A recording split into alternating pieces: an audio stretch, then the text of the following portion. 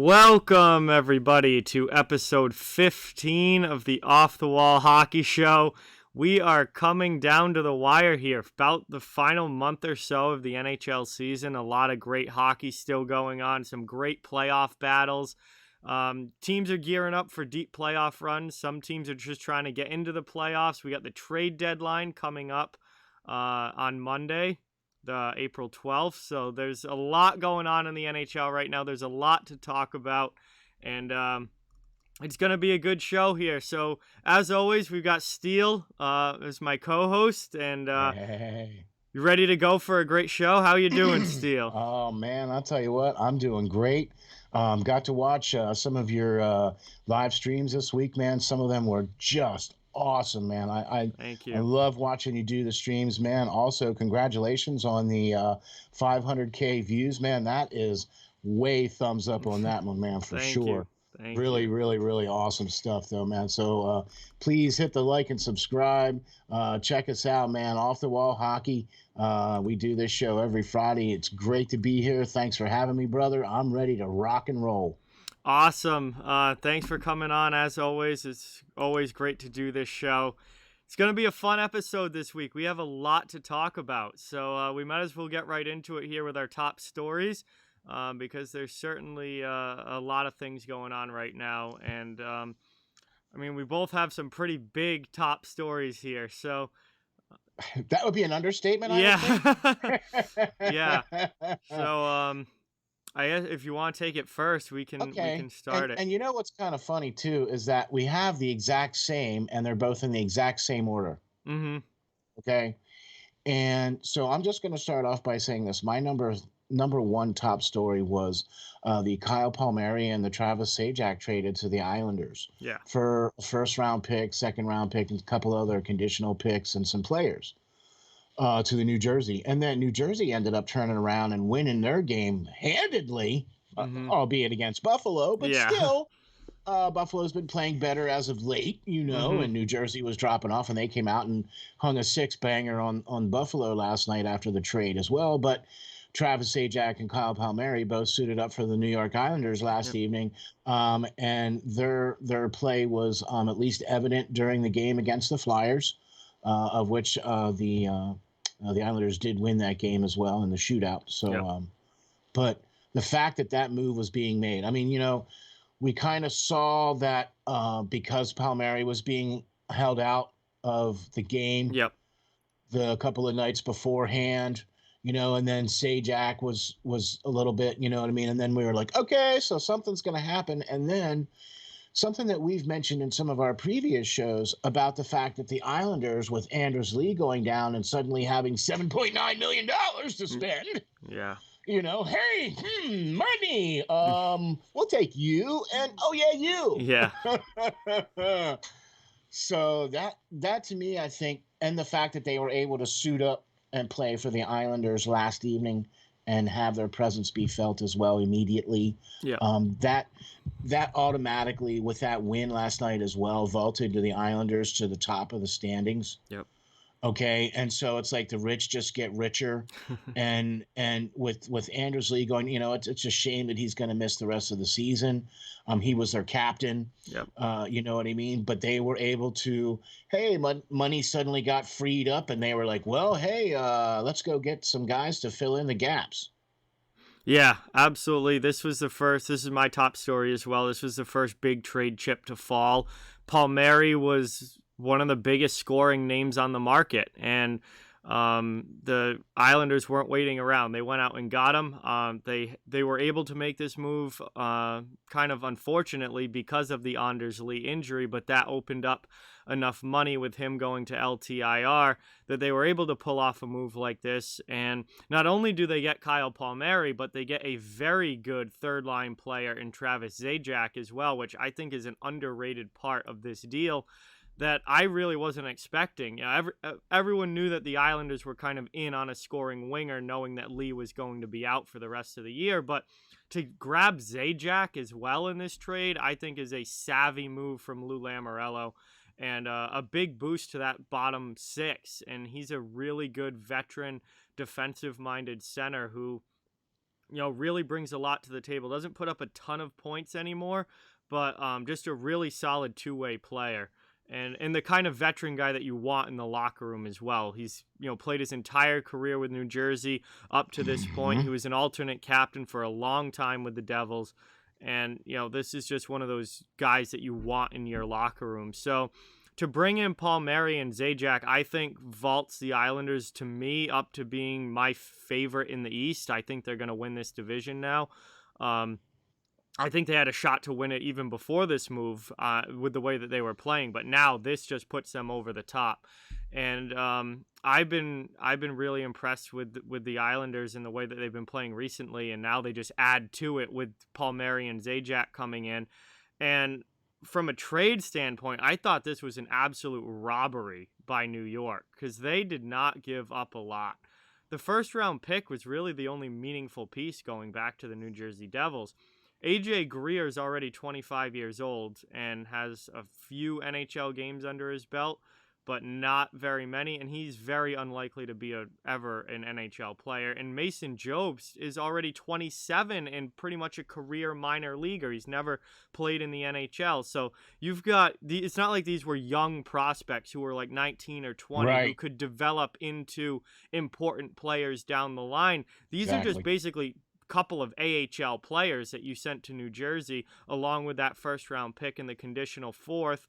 Mid-round picks, you never know what you're going to get with that. Really, the only meaningful piece is that first round pick. And how meaningful is it going to be if the Islanders finish where we think they're going to finish, fighting for the cup? So that means they're going to be in the upper 20s. It's going to be a late first-round pick. It's going to be a late first-round pick. In a year where their draft is completely just kind of a crapshoot anyway, because we haven't seen a lot of these players even get a chance to play that much. So exactly. Great point.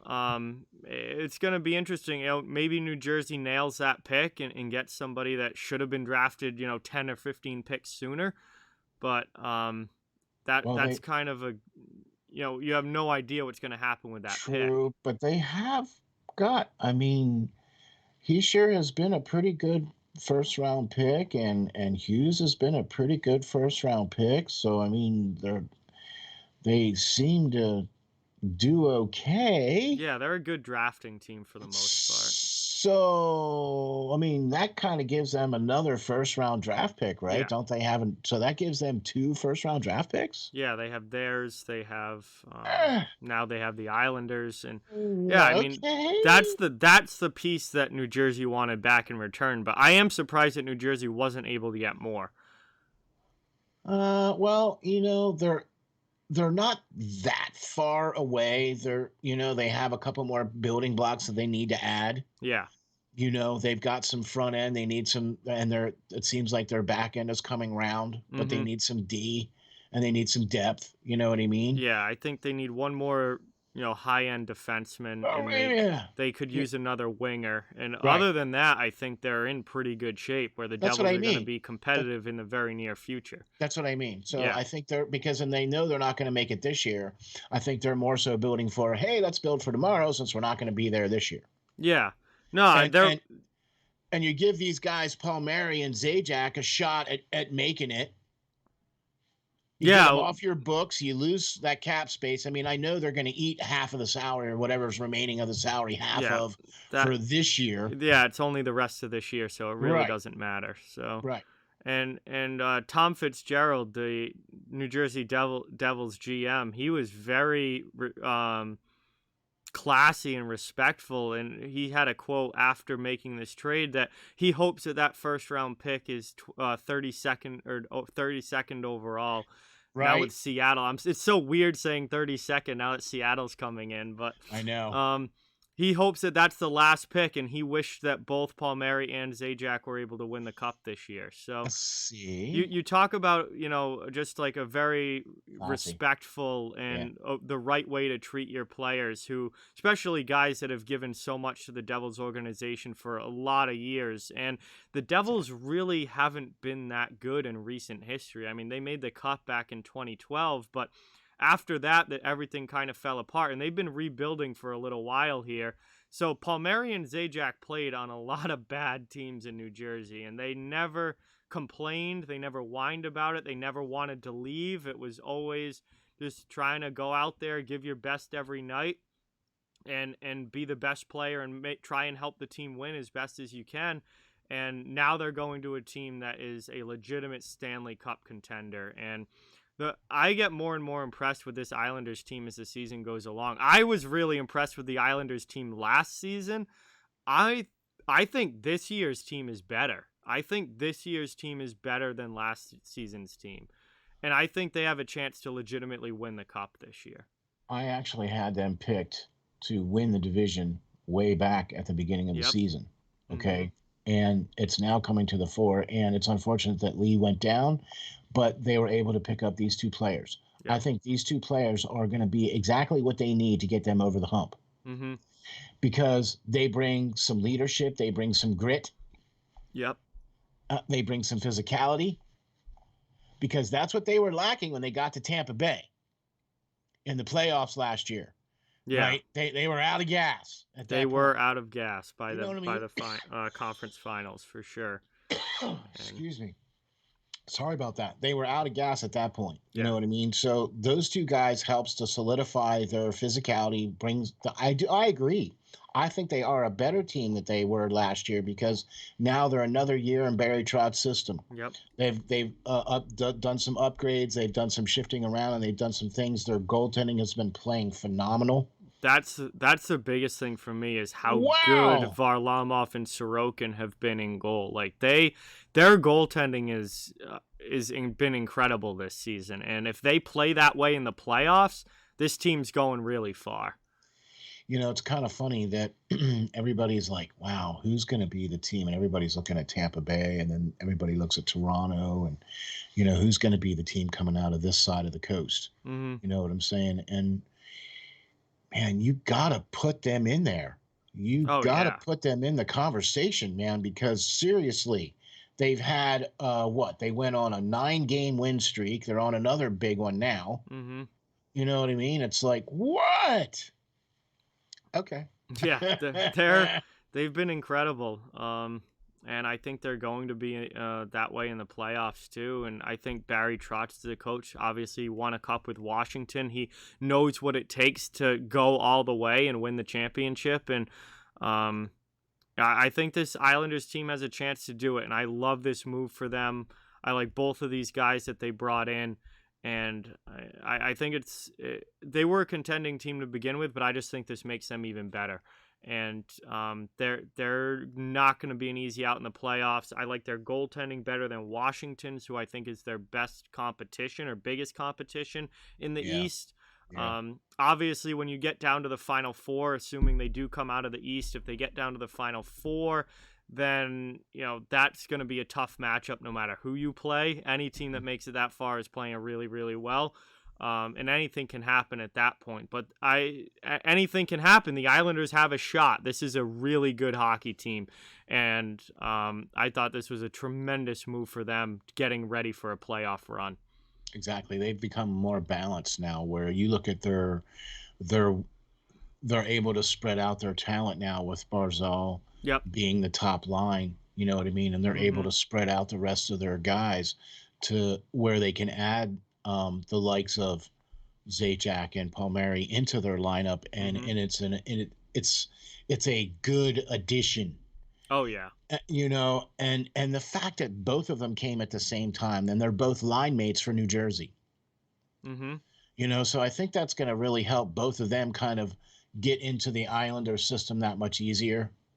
Yeah, definitely. You know what I mean? So absolutely. I think that's a major move for the Islanders, and I think that pretty much solidified the fact that they're definitely going to make a deep run in the playoffs. I have them winning the East already, so it's not a surprise for me. Yeah, no, not at all.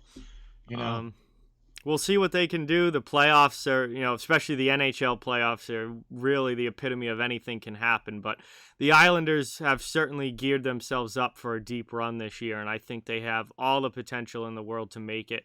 And they should be looked at as a legitimate cup contender this season because this is a very good hockey team that plays a great system, especially for playoff-style hockey. They're extremely well coached, and they're getting extremely good goaltending as well, which is a must-have come playoff time. You're not going to go anywhere in the playoffs if your goaltending doesn't hold up. And this team, the way that their goalies are playing this year with Varlamov and Sorokin, this team's got the goaltending to win it as well. So really looking forward to see what they look like in the postseason. But I think they're the best team in the East now, looking at their roster, in my opinion.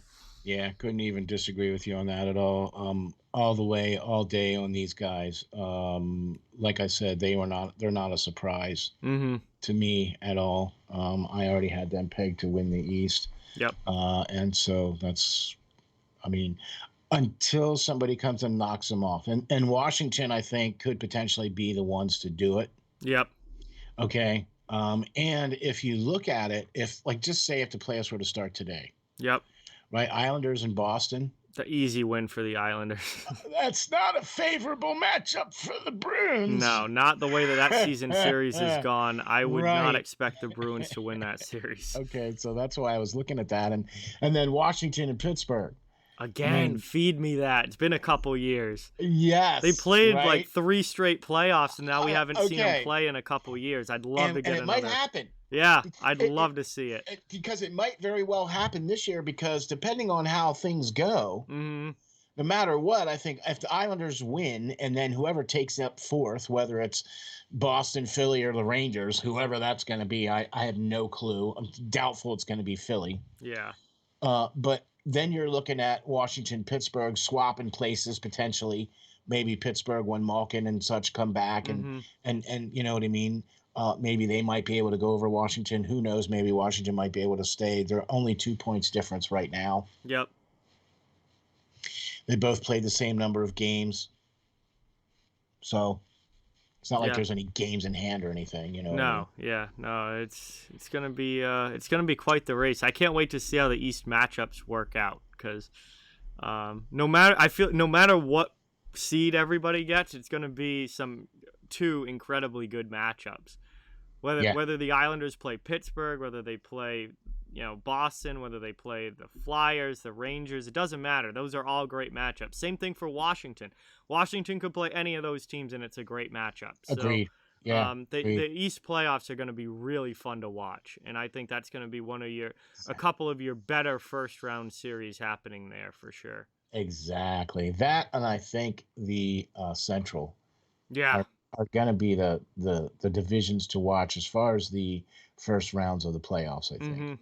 Absolutely. I 100% agree with that. I think the Central is going to be a lot of fun too, especially you have Florida, Carolina, and Tampa Bay all kind of right there. 2 of those teams are going to end up playing each other in the first round. And whatever series that is might be the best of the entire first round. Probably. Yeah. It's already must-see TV now as it is. So. Oh, yeah.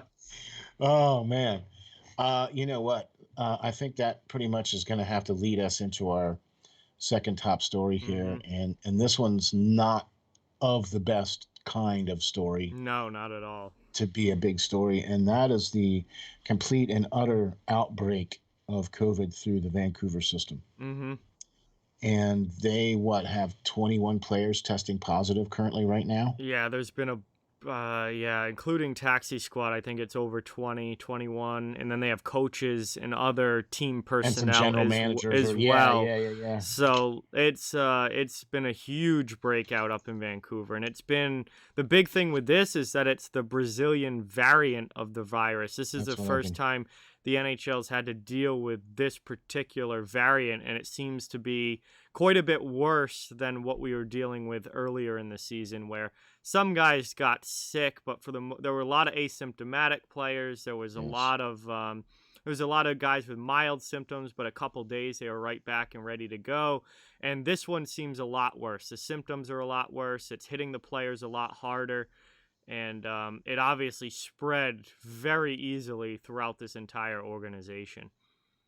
Yeah, exactly. And I'm wondering if it might even be potentially uh, resistant to the current vaccines that are out there right now too. I have no idea. Yeah.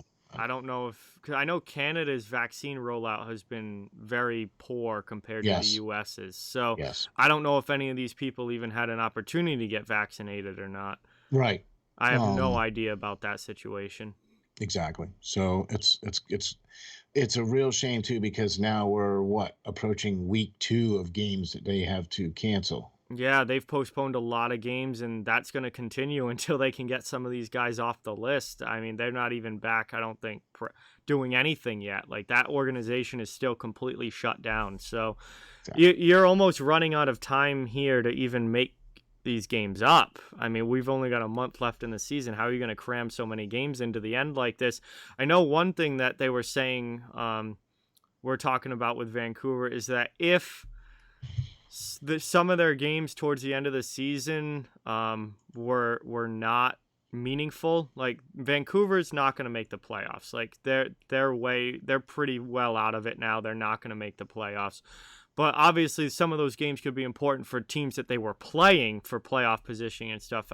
They were saying, though, that if however it worked out, the seeds got pretty much set before the season ended, that Vancouver just wouldn't make up some of those games at the end if they weren't going to have any effect on the standings. Okay, because Montreal currently has 43. They have 35 points. Yeah, Vancouver's not making that up. Right. And they've only really missed, they only have 4 games in hand right now. Mm-hmm. So it's not like it's that bad right now, but if they miss another week or two, you're going to be missing games. They're going to be games that do not get made up if they have to miss another week or two. And the games that they have scheduled against Montreal, Winnipeg, Edmonton, and Toronto are going to be the ones that they're going to be more concerned about than the games against Calgary and Ottawa. Yes, absolutely. So that's what's going to be the key here with what's going to happen with the North and with what's going on with Vancouver. And if they do drop them, they've only played 37 games so far. So they are past halfway, but they would need to play, I think, 19 more? No. I think they would need to play like 6 or 7 more in order for their season to count. Oh, yeah. You know what I mean? So if they can come back and play those last 6 or 7 games, then their season will count. And you just kind of ignore the ones that they weren't able to play. And you just kind of go from there. But then again, now you're going to have teams like Montreal, Winnipeg, Edmonton, and Toronto, and Calgary and Ottawa, who are not going to have the full season of games, but they are going to be well past the acceptable level of what's considered to be a full season. Yeah. So, yeah, it's not a good situation, and it doesn't seem like Vancouver's that close to returning yet. I mean, that's just it. Yeah, this is still going on, and there's still, the list is still full for the Vancouver Canucks as far as the COVID list, and that just wrecked through that organization and got pretty much everybody. And there's been some guys added on later. Some of the guys who got it early are doing a lot better now. I read a lot about that, is that some of the guys who got it early are really starting to get better. And feeling good again. So hopefully they're able to come off the list. But still, when you have this many players on, it's going to be a while before you can play an NHL game again. And you can't just like go, okay, I'm better, and just put skates on and go hop back out on the ice. No, they got to practice. Start playing NHL hockey. Back into shape, and it's not a good situation. And obviously, from a health standpoint, I mean, this isn't even all about hockey. This is just from a health standpoint. Like, you just got to hope that these guys are okay, because this variant seems a lot worse than the regular COVID that we were dealing with earlier in the season, and this one definitely did its number on some of these guys. And you got to hope that everyone's okay, and their families as well. I mean, you get that. You don't even realize it at first. You spread it to everyone that you live with, your children, your wife, everybody. and then all of a sudden everybody has it, and it just keeps spreading and spreading. And you got to hope that everyone in that organization ends up okay out of this, and that everyone's able to get back to full health here sooner rather than later, because this is definitely a scary situation. John, you brought up a really, really good point there that maybe not a lot of people take into consideration, especially when it comes to athletes and things like that, where an athlete tests positive for COVID, and more than likely, his family is going to be exposed now too, because he tested for it, positive for it. So if he has wife and kids at home and they're not in a bubble, they can still go home. They can still, kind of do and come and go, you know what I mean? They still have to be rapidly tested and all that other stuff with whatever the NHL protocols are. But for the most part, they're still going home and still, being around their family and, whatever that case is. So that's what I think people don't take into account, that, okay, a player tests positive for COVID and he gets COVID, but his family more than likely is going to have it as well. And that's going to make things linger as well. I have a really good close friend of mine who got it from his mother-in-law, who got it, who's then spread it to his daughter, and then the whole family got it. Yeah. The only one who didn't get it was his 10-year-old little son. Yep. Everybody was tested. He was the only one that tested negative. Everybody else tested positive. And they all got sick, like they had symptoms and stuff like that. You know what I'm saying? Yep. So it doesn't take much, really. It really doesn't to take much. It's just like with anything, you know what I mean? How easily things are spread. Yep. And so I'm going to be interested to see how this comes out on the other end. I'm going to be interested to see how the NHL and the Vancouver Canucks handle this, and how this whole situation goes through the NHL, and what turns up and how things fall down at the end or fall out at the end. Yeah, definitely. And we'll see what Vancouver's able to do when they're able to come back, if they're able to come back, and how many games they get played and whatnot. But just hoping for the best for everybody involved there. Of course. Really not a good situation. I mean, this is a massive outbreak, and it's not just the regular COVID, it's the Brazilian variant, which seems to be a lot worse. And just hoping everything ends up okay up in Vancouver, but they continue to postpone games, and it doesn't appear that they're really going to be back anytime soon.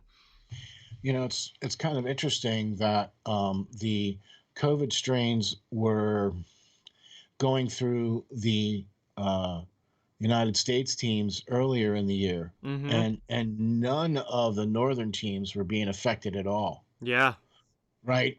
And then a couple of weeks ago, they had Montreal. Montreal, started it.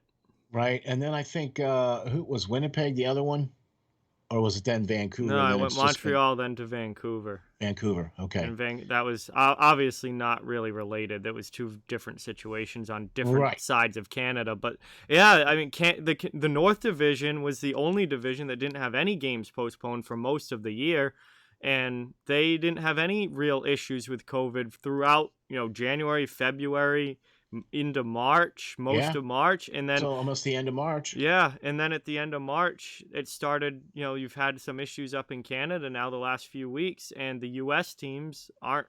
It's weird how that worked out, where the U.S. teams seem to be fine now for the most part. You have a guy go on the list here or there, but there's been no major outbreaks in a while. Right. And in Canada now, after Canada being fine for the whole first half plus of the season, now all of a sudden it's Canada that's having the major issues. Right. It's just like flip-flop there. Not really a good time either. No, the end of the season is not the time for it to be an issue. No, for it to be an issue, But and I'm glad to see that they are taking steps to try to mitigate the spread and everything like that. So that does make me feel confident in what the NHL and what Vancouver is doing. Mm-hmm. You know what I mean? Oh, yeah. So, and we are praying for them. We're hoping that everything goes well for them. And, We want to see everybody back and healthy, and that's just what we're hoping for. Yeah, absolutely, without a doubt. Just hope everything works out in Vancouver, and hopefully we can see them back on the ice towards the end of this season, and they can get some more games played. And I don't know if they're gonna get all 56 in at this point, but Right. they hopefully can at least get back out there and play a majority of the end of their Or season try or and something. try to, because those games are important. Maybe not necessarily for them; they're probably not going to the playoffs, but they are important for the teams that they're supposed to be playing, and those teams need the points. So we'll see how the Exactly. NHL handles that schedule-wise when they are able to come back. Exactly. What I think might end up happening is, like with what you said, if they don't have to play the games against Calgary and the lower end teams, Mm-hmm. they probably won't. Yeah. And the teams that they'll make up games with are going to be the ones that are the Torontos, the Montreals, Fighting the for Edmontons, playoff spots. Yep. and the Winnipegs. Yeah. Exactly. So Absolutely. But that will bring us to our final top story here. The trade Wow. deadline is on Monday, just a few days away now. Obviously, we already had one big trade chip fall in the Kyle Palmieri deal. Yep. But there's still plenty of other guys out there. And honestly, I am surprised that we haven't seen more moves happen earlier, like the Palmieri deal did. They seem to be waiting right up until either this weekend or deadline day itself, where I thought this year we were going to see a lot of earlier moves, and that hasn't been the case. They seem to be coming right up to the deadline here. See, that's what I thought was going to happen too, because of the 7-day quarantine period with Canada. Yep. And now, especially with what's going on with Vancouver, I mean, and the fact that we were able to see that New Jersey to the Islanders trade, and there was no time awaiting for that. They traded them. That later the next day, they skated up for the Islanders. Yep. So what I think is going on here is this whole taxi squad has really kind of hidden maybe reasons for teams making trades, because they've been able to shuffle players in and out of their taxi squads to where if players go down, they have a group of guys that they can pick from that's already on their squad and been with the team all year. Yeah. And they already know the system. They don't have to, shuffle anybody around. They don't have to make a trade. They don't have to add salary. Well, they might have to, depending on, players and cap space and things of that nature. Yeah. But most teams make those things happen. If they have to waive a player so they can make cap space, so they can bring in a player, that's what happens. Yeah. We've seen teams doing it all year. I mean, I think one of the things though now is we're getting closer to the trade deadline, and some of the teams that were going to be major sellers aren't.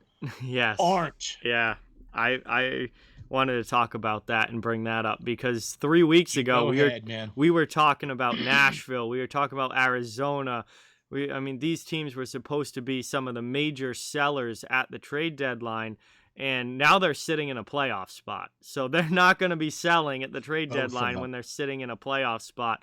You might see one guy sent out or something, or particularly in Arizona's case, I still think they could move some of those pending UFA defensemen that they have. But with the team sitting in a playoff spot, you're not just going to unload your roster the way that we thought they might a few weeks ago. So that's taken some guys off the market, and that's taken the sellers pool and made it even smaller, and it was already pretty small to begin with. So I just don't know how much is out there at this point, because you don't have the Nashville guys to pick from. You don't have as many of the Arizona guys to pick from, because they're fighting to go to the playoffs, and they very well might be going to the playoffs. So they're not just going to dump any of their, top players just for the heck of it at the deadline, because they're going to try and make a run in the postseason now, which 3 weeks ago we didn't think those teams were going to the playoffs. So it's been an interesting turn of events here, with the Predators and Coyotes both playing really well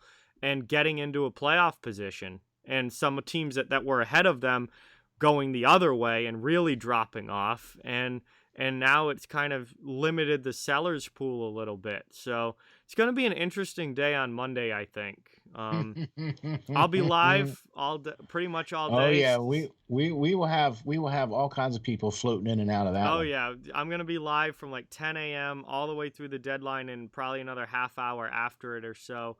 It's going to be a full day of deadline coverage for me. We're going to have Perlo on. I know that a bunch of others from the Steel Flyers network all wanted to hop on at points throughout the day. So it's going to be a fun show live, just covering everything that happens on Monday. And I'm excited for it. One thing, I wonder if we don't see as many of the depth trades this year as we normally do, like the Nate Thompsons or the seventh defenseman who a team just adds at the deadline just to have an extra guy there. But because we have the taxi squads this year, wouldn't you almost be better off just sticking with the guy that's been with your team the entire season rather than bring in somebody for a month and then maybe a playoff run? Like, I wonder if we're not going to get the Andy Green type trades like we got last year, the Nate Thompson trade that we got last year. Like those kinds of deals, I think there might be less of this year. I agree 100% because for those very reasons, I think you're either going to see a couple of things fall and then that's going to be it because of the fact that the teams that were going to be sellers are not going to be sellers now. The Nashville is in a playoff spot and they're probably going to be holding on tight to all of their assets, seeing as how they only have a 4-point lead against Chicago. Yeah. You know what I mean? Dallas may be looking to, Columbus may be looking to. Those were teams that we potentially felt might not be sellers at the trade deadline. They may be, that might be the case now. Yeah, I think they will be now. I don't think either of them are making the playoffs, and they know that too. Exactly. Yeah. Same thing too with maybe some of the teams in the North. You know what I mean? I think you're still going to see some moves in Calgary. I think you're still going to see some moves in Ottawa. Yep. You know, because those teams need to be better. Yep. So, and Calgary with the new coach, we know that Johnny Hockey really doesn't want to be there. Yeah. And there's probably going to be some other players that will potentially be available there from Calgary because of the coach and the system and everything like that. So I have a feeling that you might see something happen with that. And then you also have to look at LA, Anaheim, San Jose, yeah, New I think Jersey. LA New Jersey might made theirs. Yeah, New Jersey made their. They got rid of Palmieri and Zajac. And Buffalo. Those were kind of the guys that they were going to dump off. LA might move into seller territory here, which again a month ago they were close to that fourth spot. They were in a playoff race, but they have not played well over the past few weeks, and they've kind of fallen out of it here. So LA might move into that sellers territory for sure. Exactly.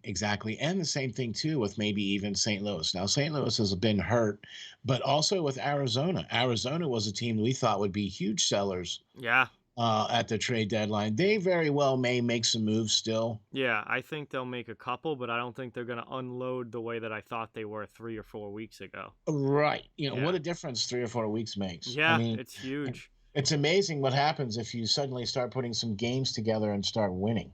Yeah. Who knew? You can climb the standings very quickly if you put 4 or 5 good games together. Who knew?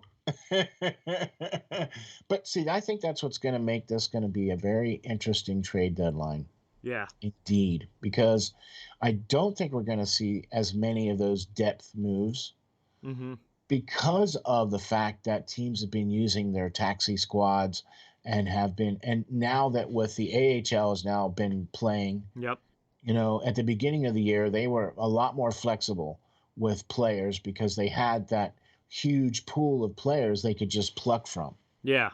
Well, now that the AHL's playing, and now that all the college games are done, and all the ECH or all the entry level contracts are being signed for all these college players, now the AHL is suddenly being inundated with all these new signees. Yep.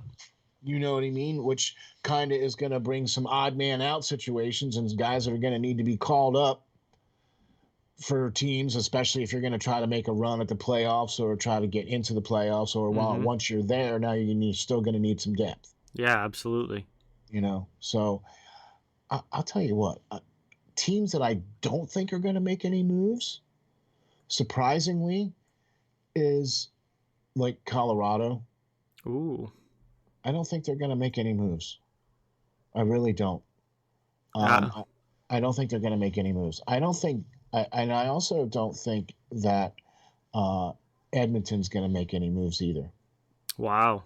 Well, we'll see. Yeah, that would be Colorado. I could see. It's kind of if it's not broke, why would you try and fix something that's not broke? You know. I mean, unless they have their eye on somebody that they know can, fit into their system. Look, I'm not going to deny the fact that any one of these teams could be buyers and or sellers, or that any single one of these teams is going to be making trades. Mm-hmm. If you're a general manager out there and somebody calls you up and offers you an irresistible deal, yep, you would be a fool not to take it. Yeah, absolutely. So if somebody calls up Colorado and offers them, I don't know, pick somebody, Johnny Gaudreau. Mm-hmm. McWorld. What if, right? If suddenly they call them up and be like, hey, Colorado, what do you think? And at least Sakic would be picking up the phone and going, yeah, I'll listen. Yeah, I think certainly be listening. They'll be these GMs are all going to be on the phones, just trying to figure out what's out there. Exactly. But you would be a fool not to at least listen to what teams are going to do or what the, you know what I mean? And yeah. I don't know. I think it's going to be interesting because the teams like the Arizonas and the Nashvilles that we thought were going to be sellers. Yeah. Does that mean they're buyers now? No, I don't think they're going to buy it. Because they don't have any space to do anything. No, it's not really worth buying to be a 4 seed, really. But they're certainly not going to dump the way that I thought they were a few weeks ago. And that changes the landscape a little bit, definitely. At least for the trade deadline. Yeah, offseason was a whole other story. But for the trade deadline, I mean, if you have a chance to make the playoffs, you're not going to not go from making the playoffs. That's what I mean. Yeah. And if you're, so say you're Boston, right? Yep. So you're in 4th place, but you're precariously in 4th place because the teams in front of you have a significant points lead on you. Yeah, okay? With the exception of Pittsburgh, that one's getting pretty close. That one's getting close, but it's still 4 points. Yeah. Okay. And now you do have 3 games in hand on everybody in front of you. That's the thing with Boston is that they've got games in hand. So that's why I'm picking on Boston here, and that's why I'm singling them out because they're in 4th place. They've got 3 games in hand. They got 48 points. And tell me, John, what do they need? A scorer. They need someone who can score goals. So who out there on the market would be a good fit for Boston? Oh, I would have loved Connor Garland from Arizona, but I don't think Arizona's giving up Connor Garland now. So, sorry. Anybody else? I don't want any rentals. I've been saying that for weeks now. I don't want any rentals for the Bruins. See, that's going to be the other factor right there too, because now you have to take into account the player that you want to bring in is either going to have an expiring contract or they're going to have term. And they're going to cost more if they have term. Exactly. So do you risk bringing in somebody like that to spend that kind of, rental type dollars? Does Boston have that kind of money to do that? I don't want Boston doing anything with a rental. That's what I mean. They're not going to win the cup this year. So there's no point in giving up assets for a rental. If Boston makes any moves, I want it to be somebody that is at least signed through next season as well. See, that's kind of where I'm at, too, with the Flyers. Mm-hmm. I don't want to see the Flyers do anything on the trade deadline to try and make a push for the playoffs now. If they want to bring in somebody, because I think the Flyers need more than just one player to come in. Yep. You know what I mean? And I think if they bring in that good defenseman that we need, they're also going to need to bring in a shooter. Mm-hmm. Okay, and some leadership. Yeah. Okay, and then I also think you need to blow the team up. Yeah. Okay, well, what? I mean, regardless of what happens, the winds of change are coming in Philadelphia. Hmm. And it might not be the trade deadline, but it's definitely going to be the off season. Yep. So, but that puts the focus then on teams like Montreal. Are what are they going to do? Are they going to be there? Teams like Nashville that we thought were going to be buyers or sellers, are they going to now? What are they going to be doing? Yep. You know what I mean? Do we even think teams like Florida and Tampa Bay are going to do anything, or Carolina? Florida will. Florida just made the trade yesterday to open up some cap space. They got Walmart and Carlson from Oh, that's Chicago, right. but then they Okay. dumped Connolly's salary, which opened up a decent amount of space. They sent Stillman out as well. I don't think Florida is opening up cap space to do nothing. I think they've got something up their sleeve because that move was pretty much a money dump for them. So that's going to be interesting to see. I think Florida's got something up their sleeve, I think, and I think they're trying to add a defenseman possibly with Ekblad out for the season. I would think that they'd be looking on the back end. Exactly. That's kind of that's why I picked on Florida, because of that right there, of Ekblad being out and them needing that, defenseman. And with what you said about what they did yesterday, making some moves to get rid of some salary. Yep. Carolina's the team that I would not want to do anything.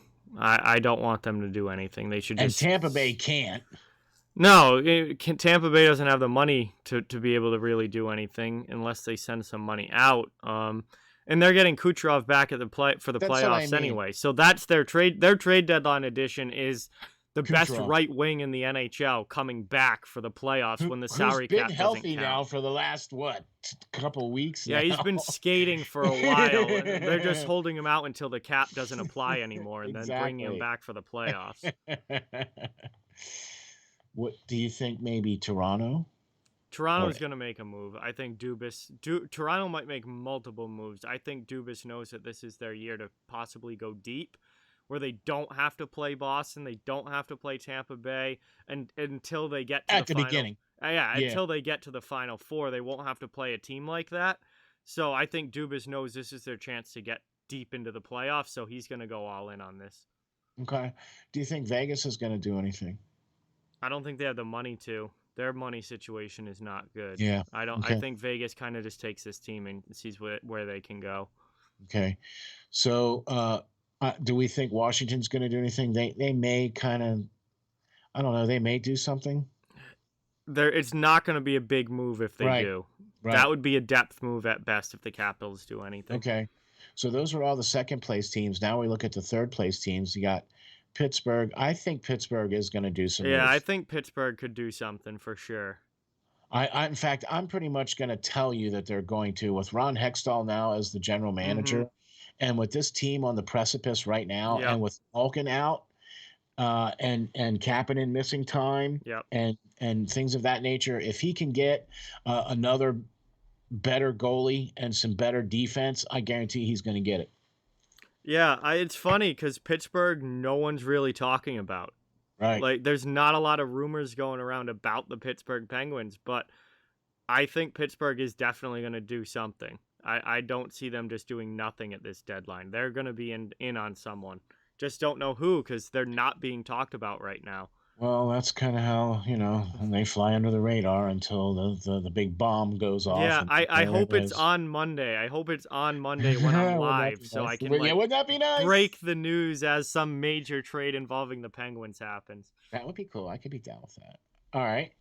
So Minnesota. Wait, I'm sorry, Minnesota.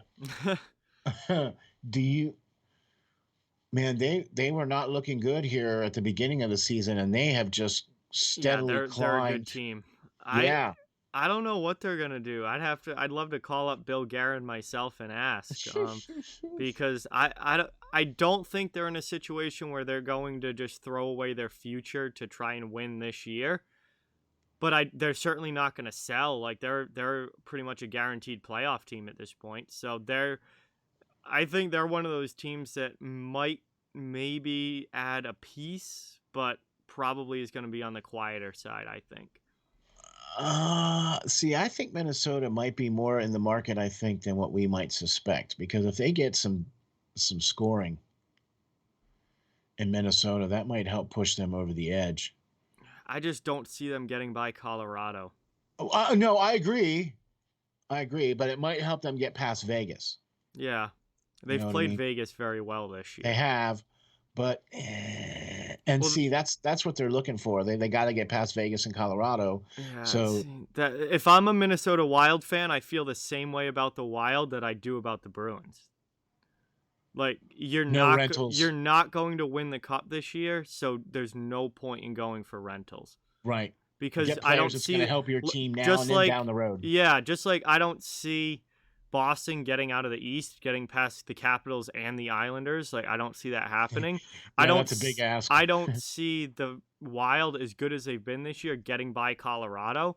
Yeah. So there's no point in selling your future to bring in somebody who is only going to help you this year. If you can get a guy with term on their contract, that's great. Go for it. Yeah, that's what I mean. Because you're going to come back with hopefully an even stronger team next season. But I'm not doing a rental if I'm the Minnesota Wild. There's really no point. Yeah, I'm with you on that. Because I don't see them getting past Colorado. Yeah, see, that's the thing too. And it's not going to be worth it to, mortgage the farm so that you can try to get it. Says you might as well not, because now you're wasting valuable assets that's going to help you down the road that you're going to need help down the road. They still need some young assets coming into that lineup. So I would just I would hope for just some development from within and see what you can do this year. But I wouldn't want a rental if I'm a Wild fan. Yeah, on any team, I wouldn't want that on any team for any team to be doing that unless. Well, I think if you're a true cup contender and you're a team that I legitimately think can win the cup this year, then if you like what the Islanders did with Palmieri, I mean, he's a rental, but that you're going for it this year. Colorado, you're going for it this year. Vegas, you've got to kind of go for it this year. Toronto, you're going for it this year. There are those top teams out there that are going for it. Yeah. And those teams will be the teams that should be going after rental guys and just saying we're in to win it this year. Right, but we don't. All those teams that you mentioned, none of them have. Toronto doesn't really have a lot of space to do anything. We know Tampa Bay doesn't have any space to do anything. We know Carolina is kind of up against it. Colorado's up against it. I mean, you know what I mean? It's but they always find ways. Money opens up some way, whether it's dumping a guy that you have buried or whether it's, somebody gets injured at the right time and next thing you know, they're on LTIR and there's an extra 3-4 million right there. Like those GMs will find ways if they really need to make an addition to get it done. Okay. So now I'm going to throw another one at you here now. What do you think about Winnipeg? Do you think they need a defenseman? That team is a top defenseman away from being a legitimate threat. They have great goaltending with Connor Hellebuck. They've got a really good offense, particularly their top six. They need a defenseman badly. If I'm Shovel Dayoff, I am all in on a D-man at this deadline. Yeah, I'm going to have to be with you on that one as well, too. That's why I kind of went with Winnipeg, too, to say that, we think you need some defense because they need that in order to stay with the Edmontons and the Torontos. Yeah. Yeah, because of their offense. If they're going to beat either of those teams, they need a defenseman. Or that type of defenseman that can help shut down the Edmontons and the Torontos. It's got to be a top four guy. Like they have a lot of depth piece. Their defense is a lot of depth defensemen. But other than Josh Morrissey and Neil Pionks played awesome this year for them. But outside of those two, they don't really have top four material. They need a top four talent on defense and a good two-way guy. And that would take Winnipeg and bump them to the next level to the point where maybe they could come out of the North if they were able to add to that defense in that way. It seems so because they do play really, you know what I mean? I don't know. Winnipeg has been kind of an anomaly for me this year. They can beat Edmonton, and if they I think they could beat Toronto. It just depends on playing your A game at the right time, and I think that they're not going to do it without an addition on defense. Okay. All right.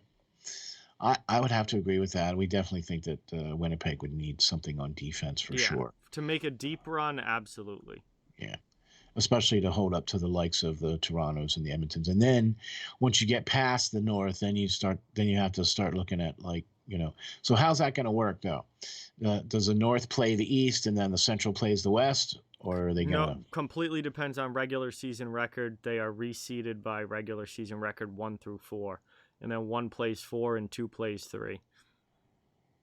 Oh, after they get out of the division. After they get out of the division, they Okay. reseed 1 through 4 based on regular season record. Okay.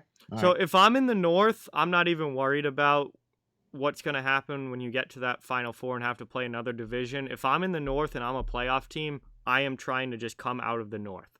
Once you get out of the North, anything can happen. And how do you match up against Carolina or Tampa Bay or Washington or the Islanders or Colorado? Like, you can't worry about that right now, especially in that North division. You've just got to worry about getting out of the North. And then you can worry about that when you get there and just see what happens. But I think coming out of the North is going to be really difficult because those teams are evenly matched in ways that all the divisions have teams that are evenly matched. But the North, it's like... More so. It's more so like I feel like any of the 4 teams that make the playoffs could potentially come out of make the Final Four. I agree because we've seen the chink in Toronto's armor, right? And we've seen how well Edmonton can be, and we've seen with Winnipeg and what Montreal can do. So I agree. I think any team, any one of those teams can come out of the North. Yeah, absolutely. So definitely, they definitely have it narrowed down for the other divisions, but the North, yeah, absolutely. I think that one's wide open. Whereas the Central, you have those top 3 teams. In the West, I think it's really like Colorado and Vegas are gonna go at it, and whoever wins that matchup comes out. And in the East, I think it's down to the Islanders or the Capitals. Right. Yeah, I agree 100%. Yeah. Unless we get some surprises, which wouldn't really be a surprise, I guess. Right. But you just never know. You just never know. The last month of the season, you just never know. Yes, but the deadline's coming up on Monday. It's going to be a great day. Like I said, I'll be live pretty much all day, starting at 10 a.m. all the way through the deadline. And going to have a lot of great guests on as well for that. So Monday's going to be a fun day. And deadline day always is in the NHL. Yep. And that is going to bring us now to our first commercial break as we finish up top stories. Coming up next, we have one of our favorite segments. It's Top Shelf. Look at our weekly power rankings in the NHL and see which teams we think are the best of the best. But before that, we are going to hear a word from our sponsor, Canine Country Club Resorts. Want to give them a huge thank you for all of their support here at Steel Flyers, not only of this show, but of everyone at Steel Flyers. And all the shows that we've got going on and the website as well. So thank you to CCC Resorts. And now we are going to take a look at their commercial for you. Greetings. This is Steel Flyers from the Steel Flyers All Sports Network, and we have 2 very special guests. We are delighted to be joined by Tracy Musser and Nicole Howard from the Canine Country Club Resorts. Tracy and Nicole are both managers for CCC Resorts and work at the Windsor or at the club, one of 2 locations both in Manheim, Pennsylvania. Congratulations on your 30th year anniversary of being in business. Let me start off by saying this. Steel Flyer stands behind this company 100%. Taking care of Steel Flyer's furry friend for the last 2 years now, and they are a one-stop shop for everything your furry friend needs. In fact, let's find out what our friends at CCC Resorts offer. Nicole, how are you today? Good. How are you? Doing great. Thank you. What are some of the great boarding services that you guys offer, and what do we have to do in order to get our furry friends taken care of when we are unable to travel with them? Well, we like to bring everybody in for a tour first. That way they can see the behind the scenes, they can see where they stay, they can see where they play, and then we explain all of the fun things that we can add on to their reservation, whether it be one of our packages, either a nature walk, a ball time, or even a cuddle time. Oh, wow, that sounds great. Boy, it sure sounds like a resort to me. So how are you today, Tracy? I'm doing well, thank you. Tracy, tell me, is it true that you guys have both an indoor and an outdoor pool at the Windsor location? It is true. We've got one of each, so we're able to offer year-round swimming. The indoor pool is a great option for dogs who are swimming for therapy or rehab. It's got that sloped entry so they can wade into the water. Our outdoor pool is a little bit larger, and it's 4 foot deep the whole way across. And both of them are saltwater pools, so it's really easy on the dog's skin and coat. Wow, that's very awesome. So then during the summer months, you have a much deeper pool outside and then a sloped entry shallow pool indoors for the dogs. Tracy, tell the folks how we can get some pool time. Well, the first thing everyone does is come for an intro swim. We use that time to make sure the dog is comfortable in the water. We make sure they know how to get out of the pool safely, and we go over all the pool rules and etiquette with the clients as well. After that, they're able to schedule private appointments where they have the pool to themselves, or they can invite friends and have a whole group swim going on. So after a dip in the pool, then it would have to be off to the groomers, right? I mean, our furry friends cannot go out looking their best. Nicole, what are some of the great services your top-notch groomers provide? Our groomers, they specialize in full service grooms. We can do the basics, whether it be just a bath and a brush out or a blowout. Or for the extra pampered pooches, we can do nail dremels, we can do deodorizing soaks, and also facials. Wow, man, that sounds like a resort if you ask me. Tracy, I know one of the main programs here at CCC Resorts is the WAGS program. The Steel Flyers dog is enrolled in this program. So why don't you tell the folks what is involved in this and how they can get enrolled? Yeah, the WAGS program is our primary daycare option at the Windsor. It's designed to be a structured program for people who are looking for a set routine for their dog. They all come on the same days each week, which allows them to have set friends, and we know exactly what's going on with each group. So we do a little bit more activities, and we build more into their daily routine there. But we've got other daycare options as well for people looking for a little less commitment. We do an hourly care where you can drop them off and just pay by the hour.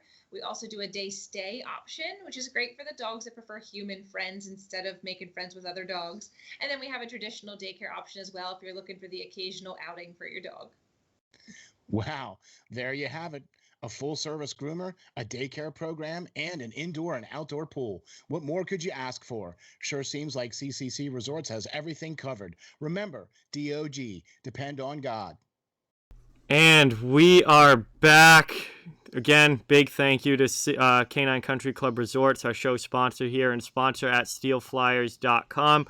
Really, really appreciate all of their support, but we are back here. It's time to start our weekly show segments. And first one, as always, is Top Shelf, one of our absolute favorites. It's our weekly power rankings where we look at the top 5 teams in the NHL right now. So might as well get right into it, Steel. Boy. Starting at number 5, who do you got as the 5th best team in the league? Okay. This was really hard to do based off of what my list was last week. Mm-hmm. Okay. Number 5 I have for this week is the Washington Capitals. Okay. The reason why I have the Washington Capitals there, I know they did lose that last 2 games there, but for the most part, they have 54 points. They're second in the East, and they have been one of the best teams in the league so far. The last little bit here, even though they are kind of 5-5 in their last 10, they are still, I think, in my book, they're still a top 5 power ranked team. Yep. Yes. My number 5 team is the Florida Panthers. I know I had them a lot higher. Not last week. I had them a lot higher. Second. Yeah, but now they've dropped down to 5th. They did not have a very good week this week. They've lost a couple games, but they were on an absolute tear before that. So it's just kind of a hiccup here. And the last 2 games was a tough road set in Carolina, who we're going to be talking about Carolina later. So can't necessarily really hold those too hard against the Florida Panthers. They're still a very good team. It looks like they're going to make a move at the deadline or slightly before, because they just made a move with Chicago yesterday that opened up a decent amount of cap space. So looks like Florida's going to try to add to this team. And I mean, they're 26-11-4 on the season. They're really, really good. Yeah. And this is a team that I would not want to have to play in the playoffs. And a slight hiccup here recently drops them down to 5, but in my opinion, they're still a top 5 team. So that's where I have them. You know, it's kind of interesting. I had Florida at number 2 last week, and they have completely disappeared off of my list. And I have Washington slotted in at number 5. Yep. You know what I mean? That just goes to show you how difficult this is to do. Mm-hmm. Okay. I looked at your list and then I looked at mine and went, oh, well, they're kind of similar, but you had some teams on there that I don't. And there's more differences this week than there has been. Exactly. For the most part, for the most part, we see the top 2 or so team. Wait, I actually made a boo-boo. I put the one team in twice. Oh yeah. Oh boy, I'm sorry, man. I'm sorry. I'm such a loser.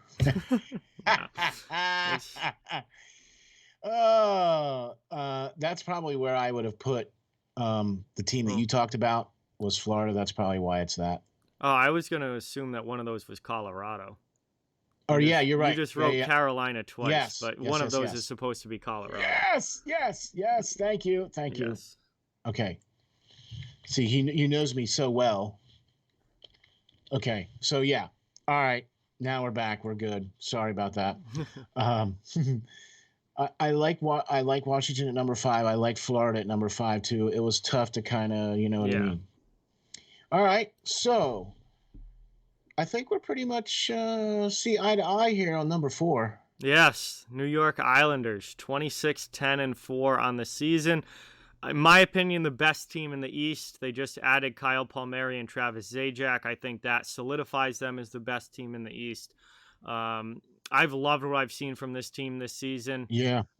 Playing really good hockey, extremely well coached, obviously, with Barry Trotz. Great goaltending this year from both Varlamov and Sorokin. Right. They're scoring more this season than they have in the past couple of years, so the offense is coming into the fold as well. Really, really impressed with the New York Islanders, and we both have them at number 4 on our list. Exactly. Their penalty kill and power play has been improved as well this year, and they've been playing a little bit better 5-on-5 as well too. So I have the Islanders picked to be the winners out of the East. I had them picked at the beginning of the season. So to me, this is not a surprise to see the Islanders here on this list. It seems like they show up pretty much on a every other week basis here for me. So, Yep. You know, they are the leading team in the East as well too, and I think you have to pretty much say that I think the East is going to run through the Island. Yeah, I completely agree with that right now for sure. Yeah. All right, my man. So the number 3 team on your list is not the same as my number 3 team. So who is your number 3 on the top shelf power rankings this week? Tampa Bay Lightning.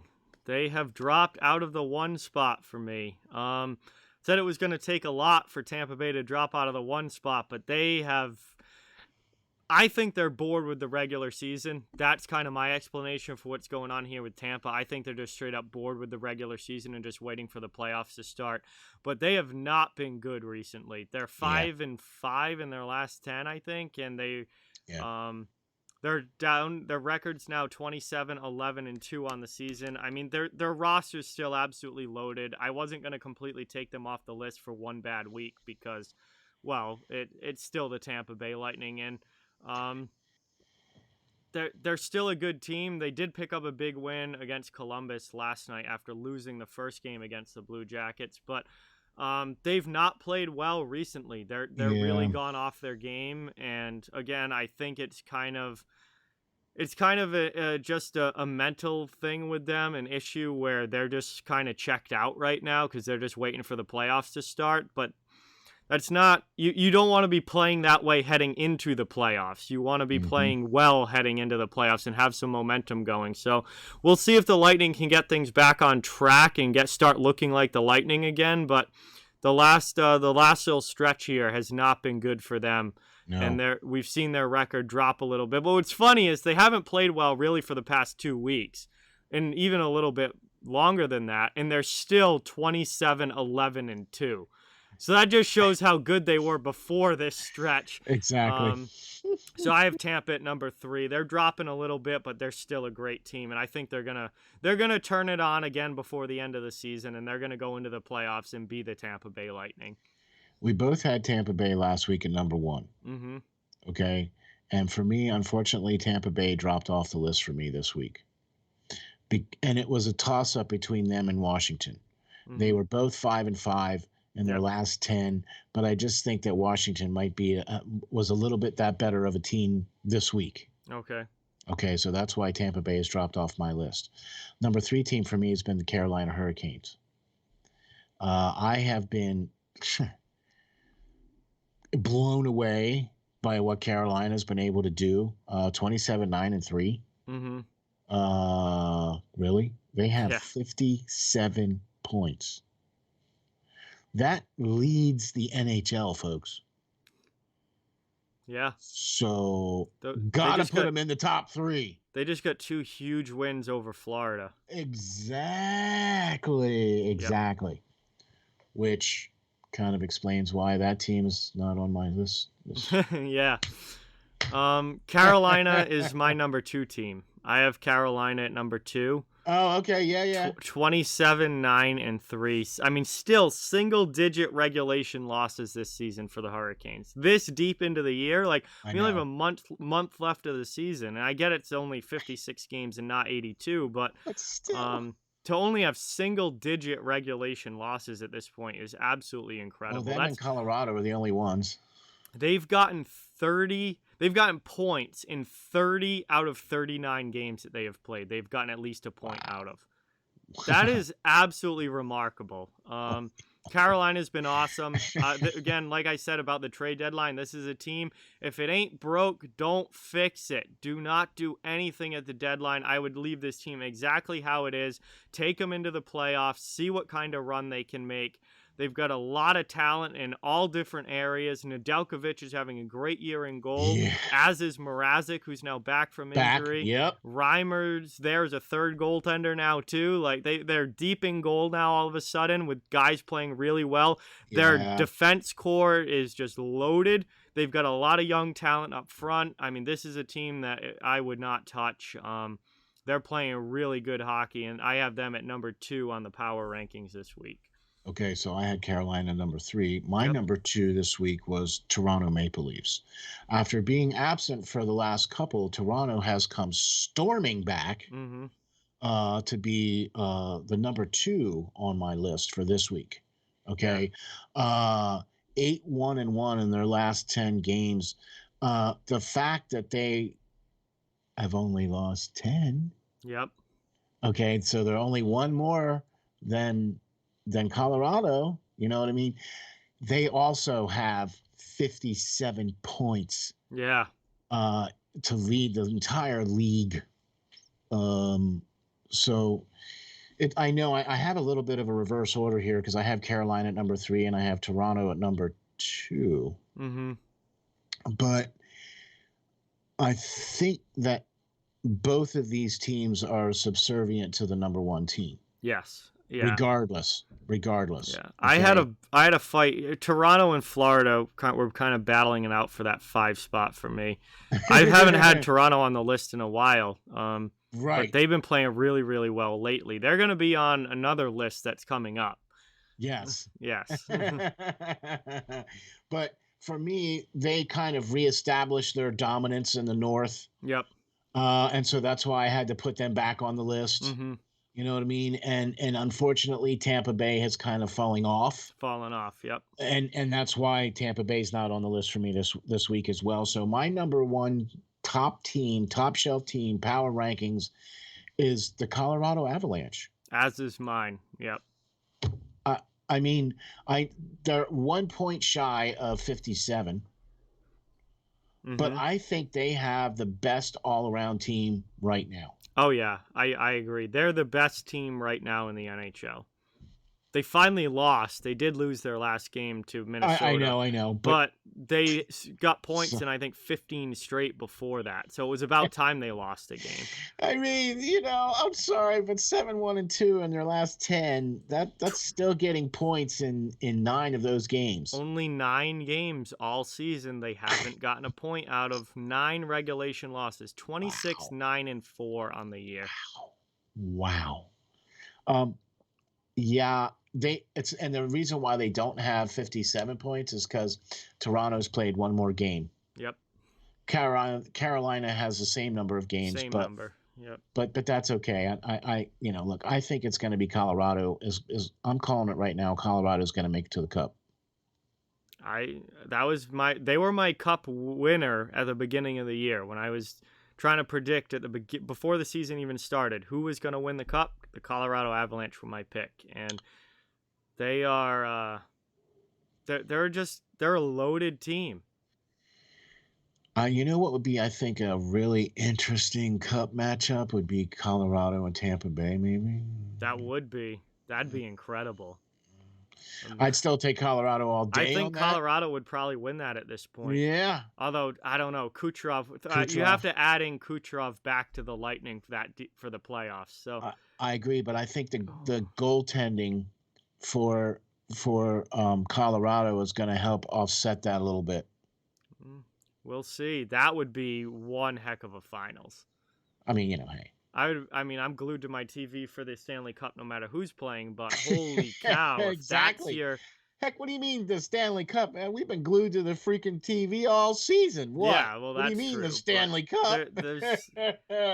Stanley Cup hits different. When you're in the finals, it's a whole other level, and that would be an incredible finals.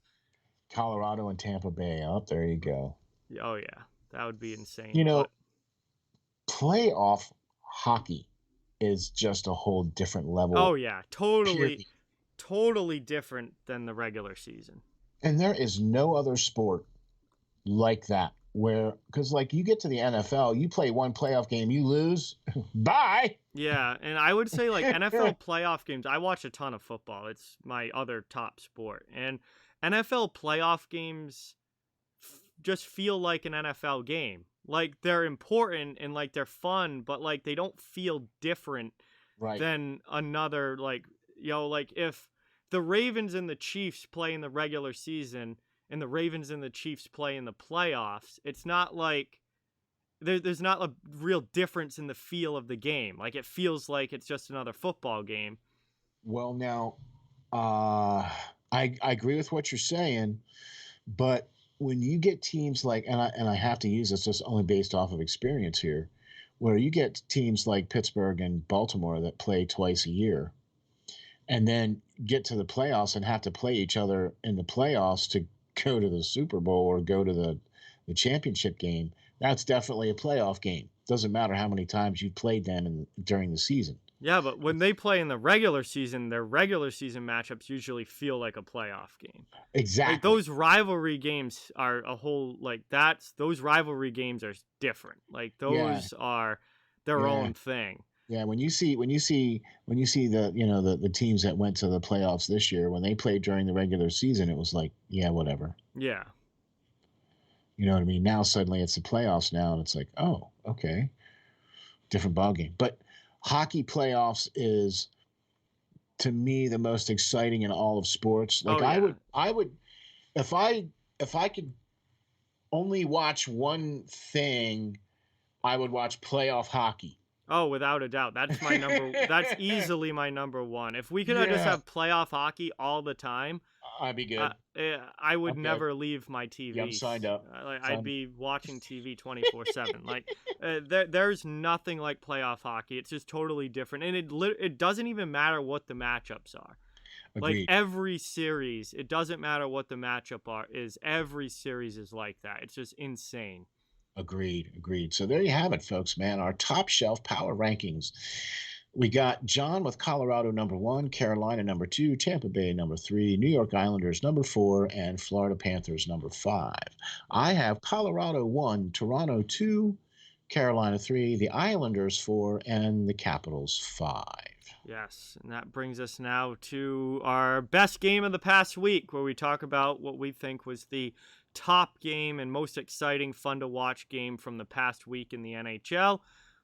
Steele, if you want to lead us off here, there's certainly plenty to choose from this past week. This is just every week this gets harder and harder. Mm-hmm.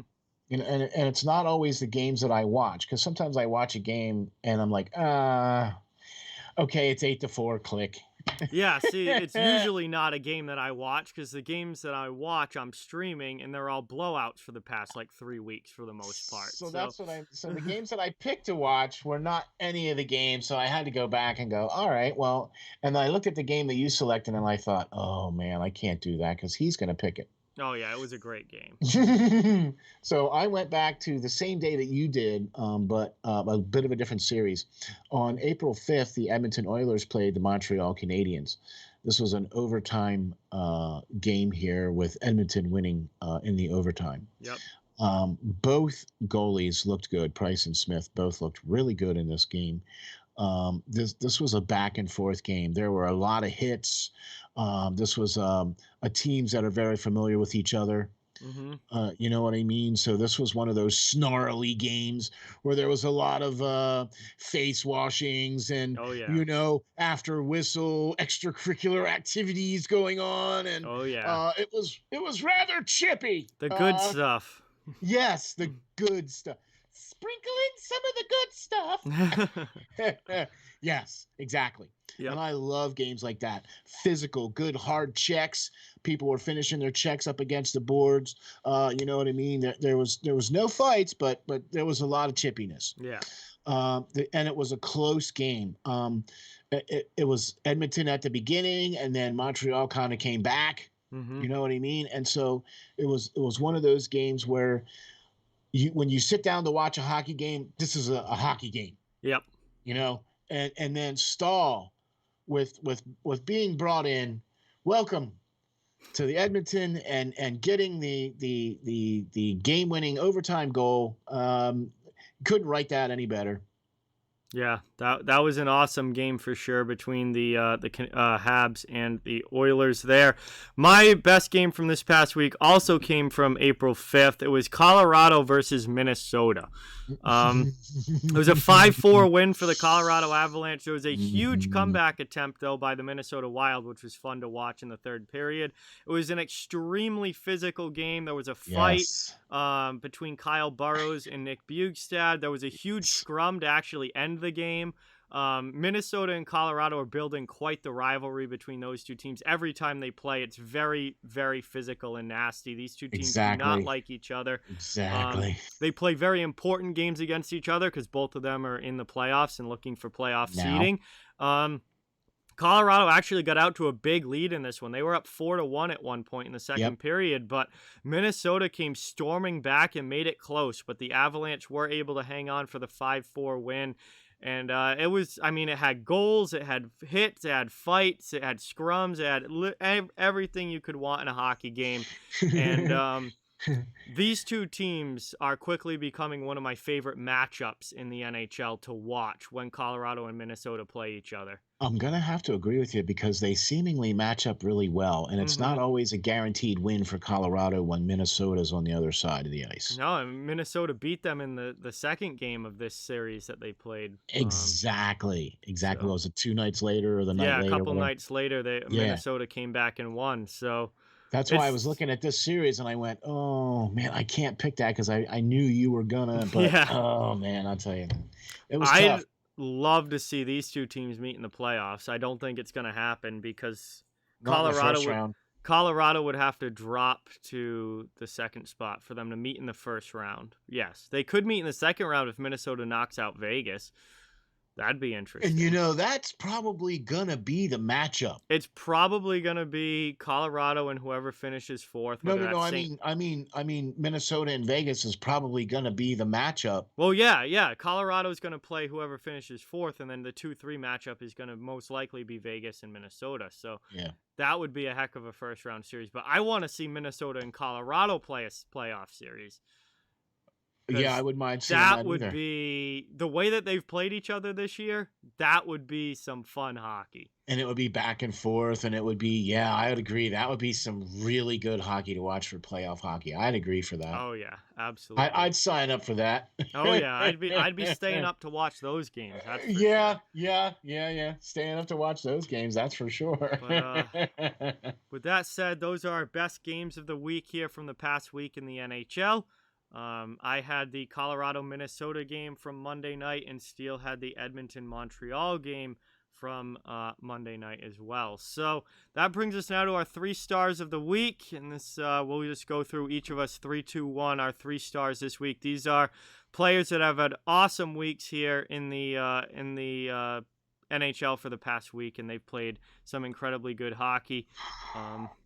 Number 3 star for me, I have Nathan McKinnon, who has played 4 games this past week, has 5 goals in those 4 games, another 2 assists for 7 points, a +3 rating. One of those goals was a game-winning goal. So McKinnon in Colorado, one of the main drivers of the Colorado Avalanche team. I have Colorado as the best team in the league right now. Nathan McKinnon's a big reason why.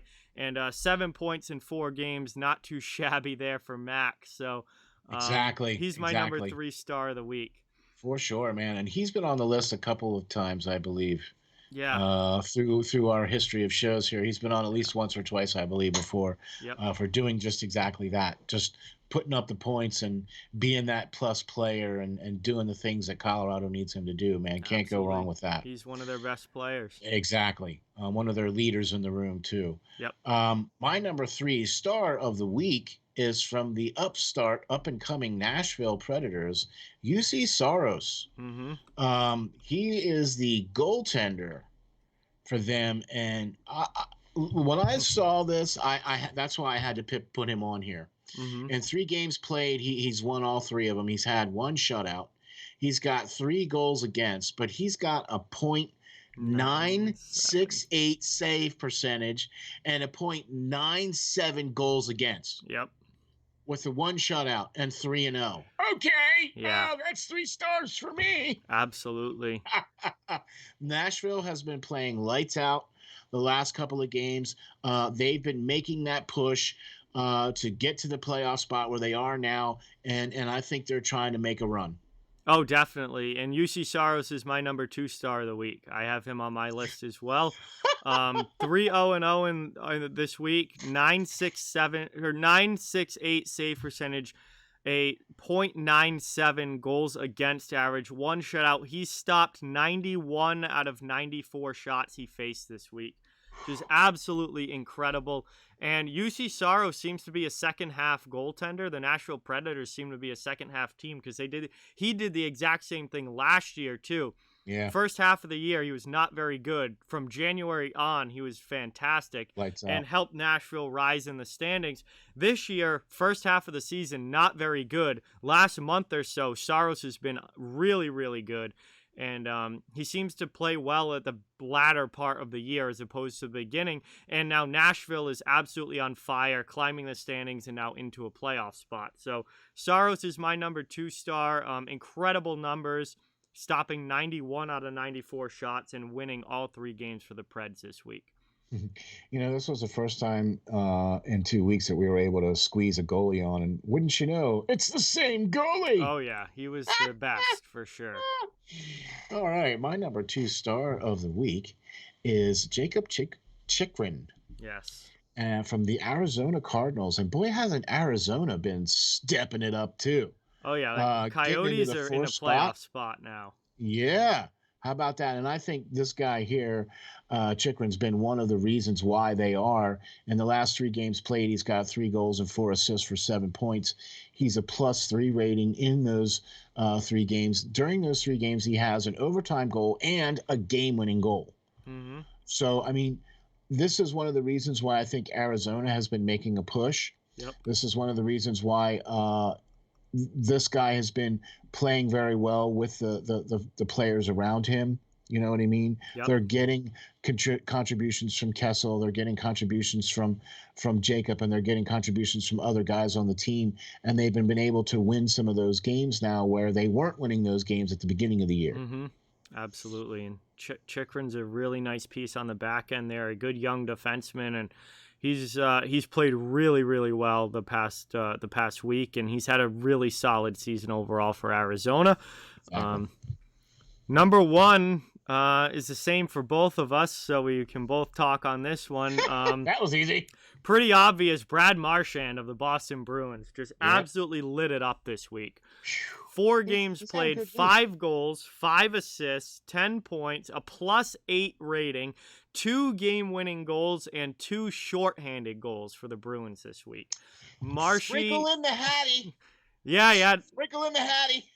Marshy is absolutely on fire right now. Gosh. And Boston's been winning recently, and they're doing it because largely of not just Brad Marchand, but Marchand's playing a big role along with some other couple of pieces there. Bergeron, Swayman coming in goal, playing incredible as boy. First 2 NHL games, first 2 wins, playing absolutely outstanding. But Marchand's a big reason why this team is getting in the win column right now and trying to catch Pittsburgh for that 3rd spot.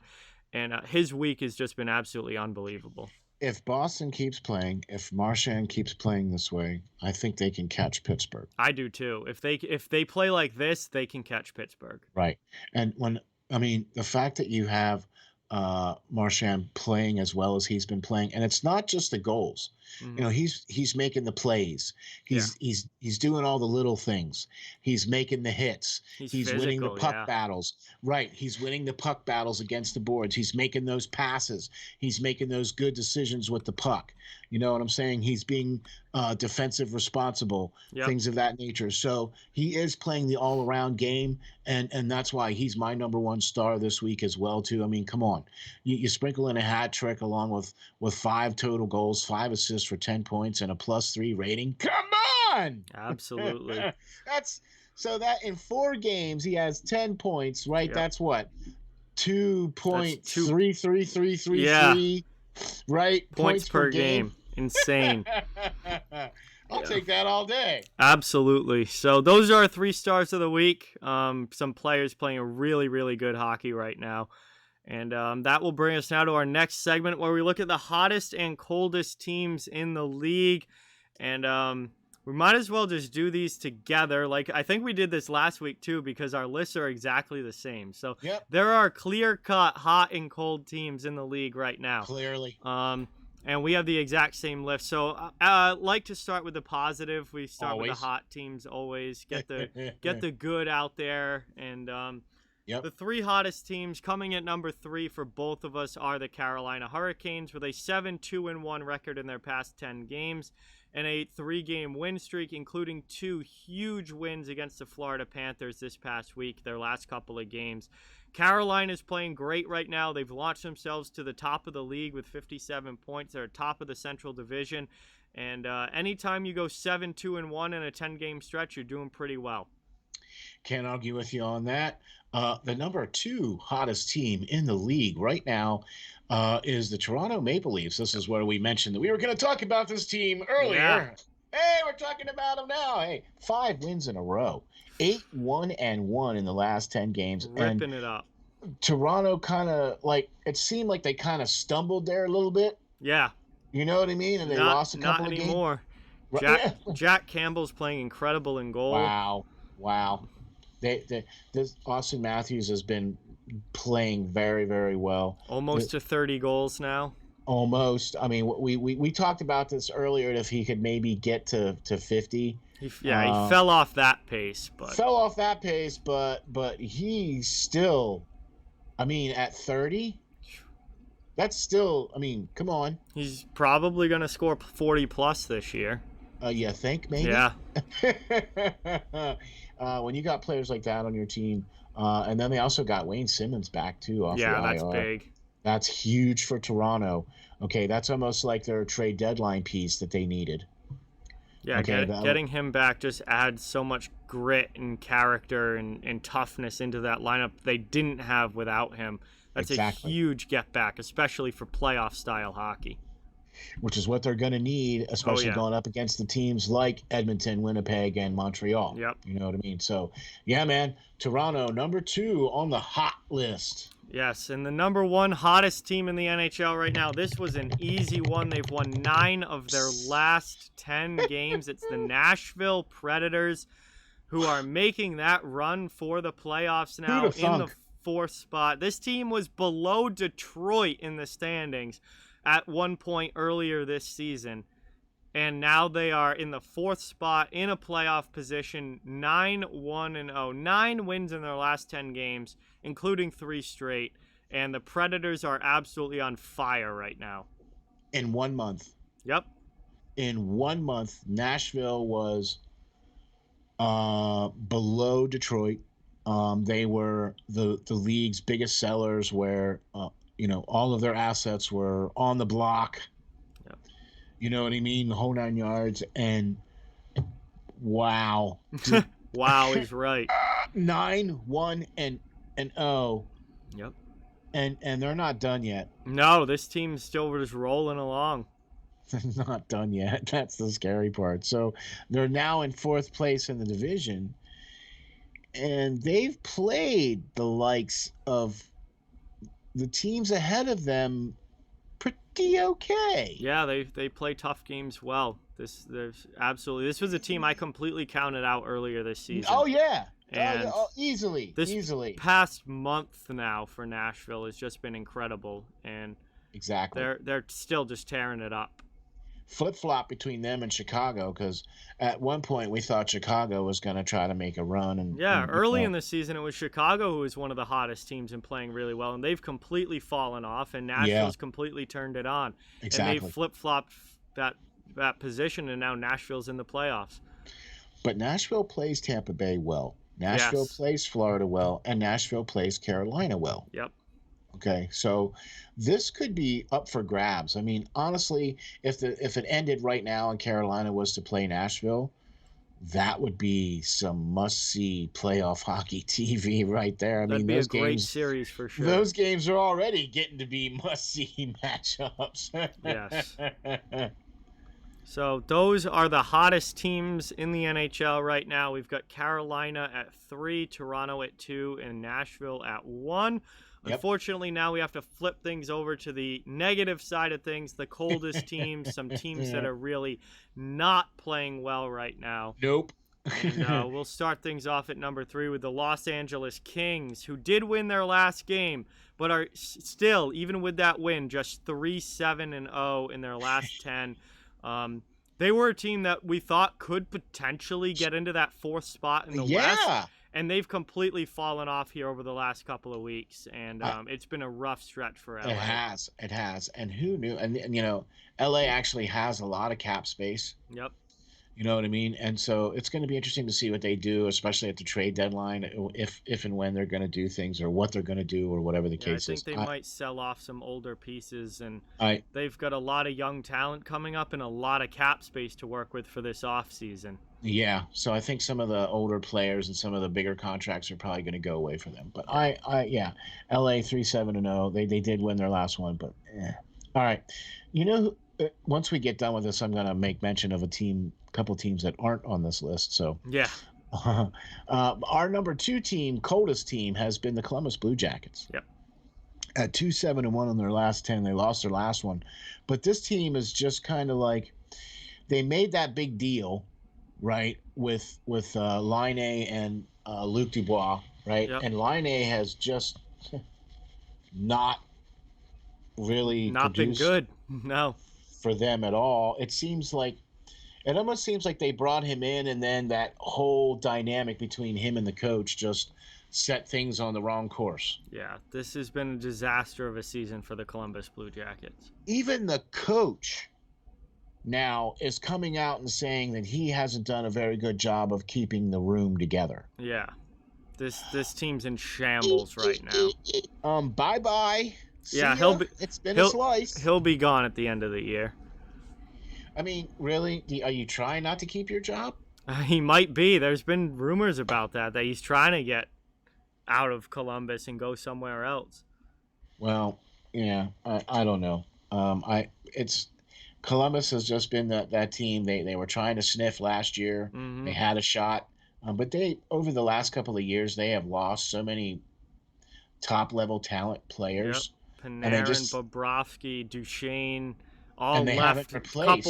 a couple years ago, and then this past year they had to trade away Pierre-Luc Dubois, and they brought in Laine, and he hasn't produced at all. Roslovic's actually been the better player. Right, but he's been hurt and in and out. It's this has been a disaster of a year for Columbus, and it continues. Yep. They're going to be selling at the deadline. I forefeel the winds of change in the state of Ohio. Yes.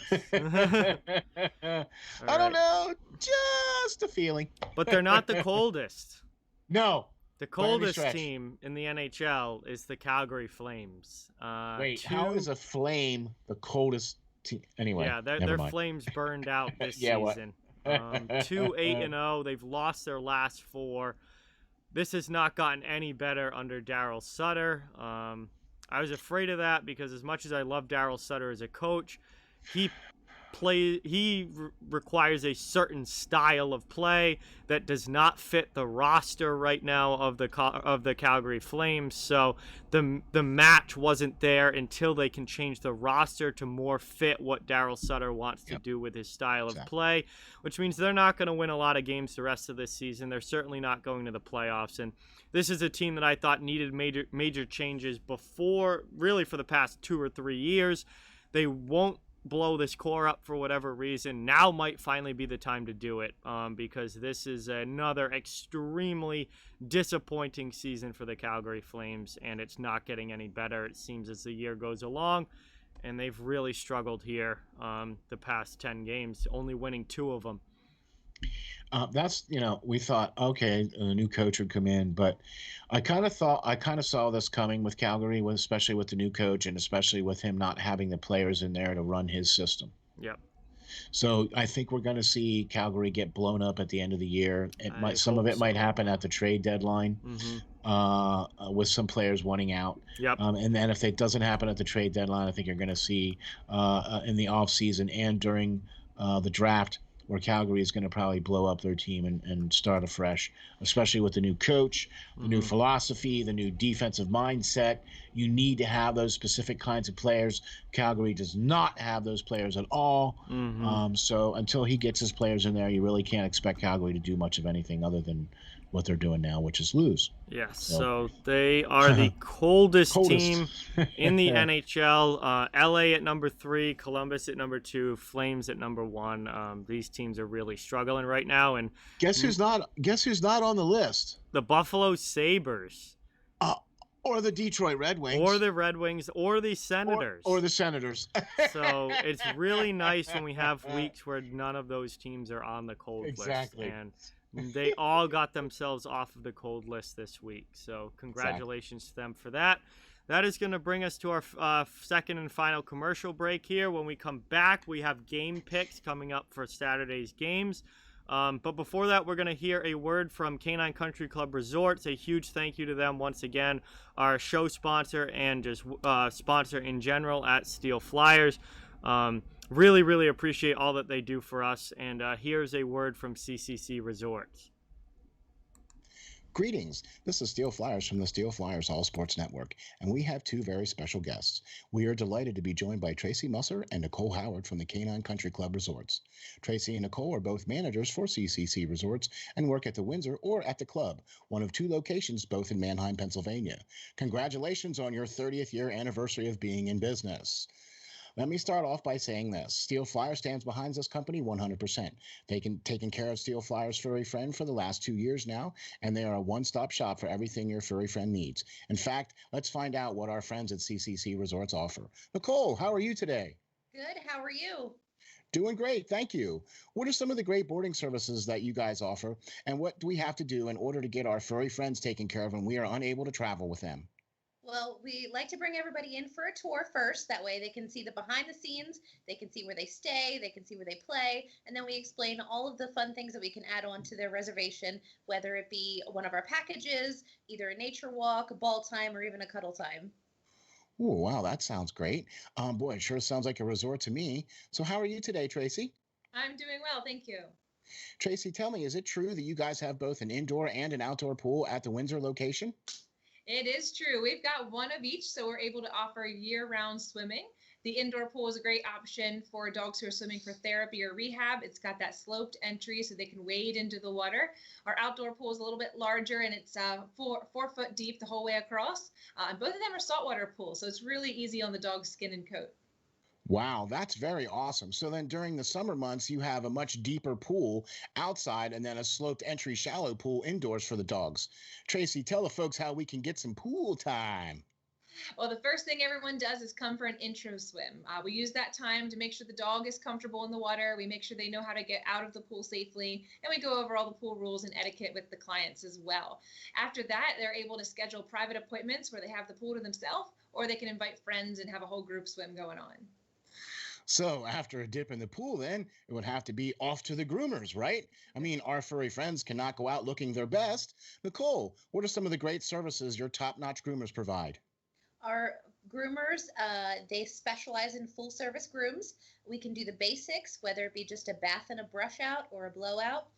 Or for the extra pampered pooches, we can do nail dremels, we can do deodorizing soaks, and also facials.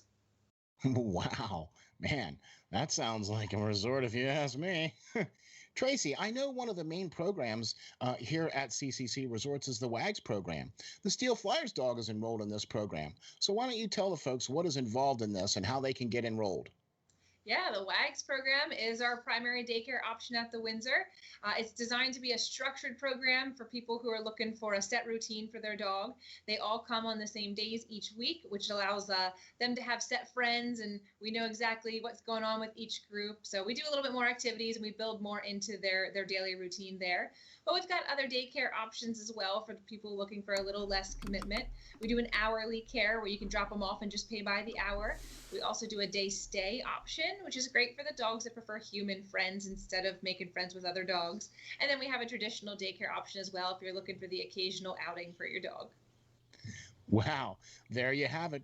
A full-service groomer, a daycare program, and an indoor and outdoor pool. What more could you ask for? Sure seems like CCC Resorts has everything covered. Remember, DOG, depend on God. And we are back, everybody, and it is time for one of my favorite segments that we do each and every week. It's time for our game picks for Saturday's games coming up tomorrow. And not always very good at picking games, but it's a whole lot of fun to do. So we ready to get into this and try and see who's going to win some of these games tomorrow? All right. So usually what we do is we pick games on Saturday. This is just for fun. This is not for anything serious. No. But we're not good enough for this to be serious. Well, I'm not anyway. So what we got here is our from last week's matchups. So we'll go through these as quickly as possible. Yep. The first game was Boston versus Pittsburgh. We both picked Pittsburgh. Boston won. That's an L. Detroit versus Tampa Bay. We both picked Tampa Bay. Tampa Bay won. Yep. Chicago versus Nashville. We both picked Nashville. Nashville won. New York Rangers versus Buffalo. We both picked New York Rangers. Buffalo won. Good for them. You're right. Philadelphia versus New York Islanders. We both picked the Islanders, and the Islanders won. Yep. Dallas versus Calgary versus Carolina. Couldn't get that out. Dallas versus Carolina. Carolina won, or I'm sorry, Dallas won. We both picked Carolina. Yep. Columbus Blue Jackets versus Florida Panthers. We both picked Florida, and Florida won. Montreal versus Edmonton. We both picked Montreal, and Ottawa won. Minnesota versus Vegas. You picked Minnesota. I picked Vegas. Minnesota wins. Mm-hmm. That's a win for you. Yes. St. Louis versus Colorado. We both picked Colorado, and Colorado won. San Jose versus LA Kings. Of course, I picked LA, and you picked San Jose, and of course, San Jose won. Yes. So for the week, you are 7-4, and I am 6-5. Okay, both over 500. That's pretty good. Exactly. So that puts you at a total of 51-40. Oh no, wait. I'm sorry. I didn't add the new ones yet. I'm sorry. So 58 and 53. Okay, so I'm back 5 games over 500. There you go. I'll take it. Awesome. I am 45-55, so you add mine in there, and I am 51-60. Okay.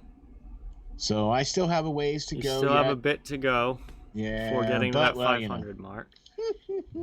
All right. Well, we'll see how this week goes. Yay! All right, another week to be a loser. Anyway. So the matchups for this coming week, this coming Saturday, are got them down here ready to go, and we will make our picks. So the first game on the docket, Florida, Dallas. Yep. Florida.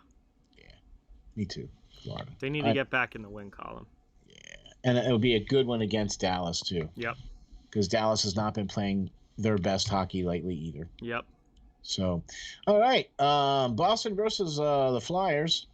This is easy. Really, you're thinking about this? I hate not being my pessimistic self, but Boston, because I actually like the way the Bruins have been playing the last few games. You're thinking about this? Yeah. Really? Usually, I don't like picking for Boston, but I like the way they've played the last few games. Yeah, okay. The only reason why you're picking for Boston is because you can't pick Philadelphia. Yeah, Philadelphia is not that good to Philly's a tough team to pick. Yeah. They lose a lot now, so I'll take the Bruins. I'm going with Boston. Yeah, I'm going with Boston as well too. Philadelphia historically has not been able to find a way to beat Boston this year, and it just continues. Detroit versus Carolina. This is at Carolina. Carolina. They should wipe the floor with Detroit. I mean, Detroit's been competitive recently, but Carolina, we're looking at maybe the best team. So. Yep. Can't even argue that. Not even one little bit. Detroit, although not the coldest team, it's still Detroit. Still Detroit, and they're still pretty far away. Yeah. So, all right, we got Chicago versus Columbus. Chicago. Yep. I don't trust the Blue Jackets with anything right now. Nope. And they have definitely fallen off, and I think they're going to probably be sellers here at the trade deadline. I think Chicago could potentially add somebody, but they need this win big time in order to stay in the hunt, because the teams behind them in Nashville has overtaken them and flip-flopped with them. So Chicago needs this game, and if they can win one against the Blue Jackets, that would be all the better. Yep. All right, Winnipeg versus Montreal. This is tough. Winnipeg. I got to see Montreal on Wednesday night, and I was not overly impressed with anybody other than their goaltender, Jake Allen. Yeah. But other than that, I didn't think Montreal played a great game, and Winnipeg's a better team. They should win that one. I have Winnipeg on this one as well, just because of the same reasons. Montreal didn't look all that great. Yep. Okay, Ottawa versus Toronto. Toronto. You know, I think the series is Ottawa 8-0 on this. I could be wrong. I don't have it in front of me. I don't know. I don't either. I think I saw something about that, but I'm going with Toronto on this one as well. Toronto has definitely found their turnaround button. Yeah, they're fine right now. They're good. All right, here comes one of the matchups that we probably will be looking forward to. Tampa Bay versus Nashville. In Nashville. Nashville. Ooh, he's going for the hot take. Yeah, I'm going for it. Nashville. I'm not. I'm going with Tampa Bay. I don't trust Nashville yet. Mm-hmm. I don't trust Tampa right now. They just lost to Columbus. Okay, I'm with you, but we'll see. Yeah, that's one of those games that's going to be a lot of fun. Flip the coin. Yeah, that's going to be a lot of fun. Yeah. Minnesota versus St. Louis. Minnesota. Yeah, Minnesota. St. Louis dropped off. They're too injured. I'm not high on the Blues. Yeah. They did finally get a win against Vegas after losing, I think, 7 in a row. But Minnesota is a good team. I like them. Especially more so than St. Louis. Yeah. All right, Edmonton versus Calgary. Edmonton. Yeah. Calgary's in shambles right now, so. I think we've documented pretty much what's going on up there in Calgary. Yep. LA Kings versus San Jose. San Jose. Guess what I'm going to do? I'm going to guarantee San Jose loses. I'm picking them. Well, that makes sure that they're going to drop that game now. Kings have been tough. So yeah. Sharks at home. Yeah, so I guarantee they're pretty much going to lose by picking them. So there you go. There's our picks. Well, those are our picks for tomorrow's games, everybody. Saturday's games. One difference. Yeah, one difference. The only one we split on was the Tampa Bay Nashville game. Everything else we picked the same. So we'll see what our records look like next week and how we do for this Saturday. But that's going to do it for that segment. We are on now to Best Game of the Week, where we pick one matchup for this coming week that we're really, really excited about, and we think is going to be the best, most exciting, awesome matchup to watch. Steele, if you want to drop yours first, what is your game of the week this week? Man, I'll tell you what. This was tough. There was so many different There's a lot of good matchups. There is, and I was torn between this one and the Arizona-Minnesota one. Okay. But I'm going to go with Chicago versus the Columbus Blue Jackets. And the reason why I'm saying this is because there's the two games, the 10th and the 12th. Mm-hmm. Chicago really needs to win these games if they are going to try to keep pace with Nashville. Okay? Yep. And if they can't win these two games against Columbus Blue Jackets, then I think they're probably much going to be done. Yep. So that's huge set games of games for sure. Exactly. Huge 8 points or 4 points on the offer here for Chicago. They really need those points to try to either take over Nashville or whatever the case is in order to stay on pace to try to be in the playoffs there at the end. So my pick was the Chicago Blackhawks versus the Columbus Blue Jackets. Their little mini series that starts on Saturday and tomorrow. Then goes to Monday the 12th. Yeah, mine, that's definitely a great one. Going to be an awesome couple of games. Chicago really could use those wins. Mine is from a little bit later in the week, actually Thursday and Saturday, the 15th and the 17th. The Florida Panthers against the Tampa Bay Lightning. This is huge. I mean, you're talking about two very good teams from the Central Division. Potential first-round playoff matchup. If Carolina wins the division, Florida and Tampa Bay is going to be your number 2 and number 3 matchup most likely. So this is, I mean, in-state rivals to begin with. Big rivalry between the teams, great hockey teams, and potential playoff primer as well. This is going to be an awesome 2-game set between the Lightning and the Panthers, and I am really, really excited for it. That is my best matchup of this week. Man, I can't wait to check this out because I think this is going to help decide the division. Yeah, definitely. Especially these two games this late. Or they're going to split and then it's just going to even out and be the same.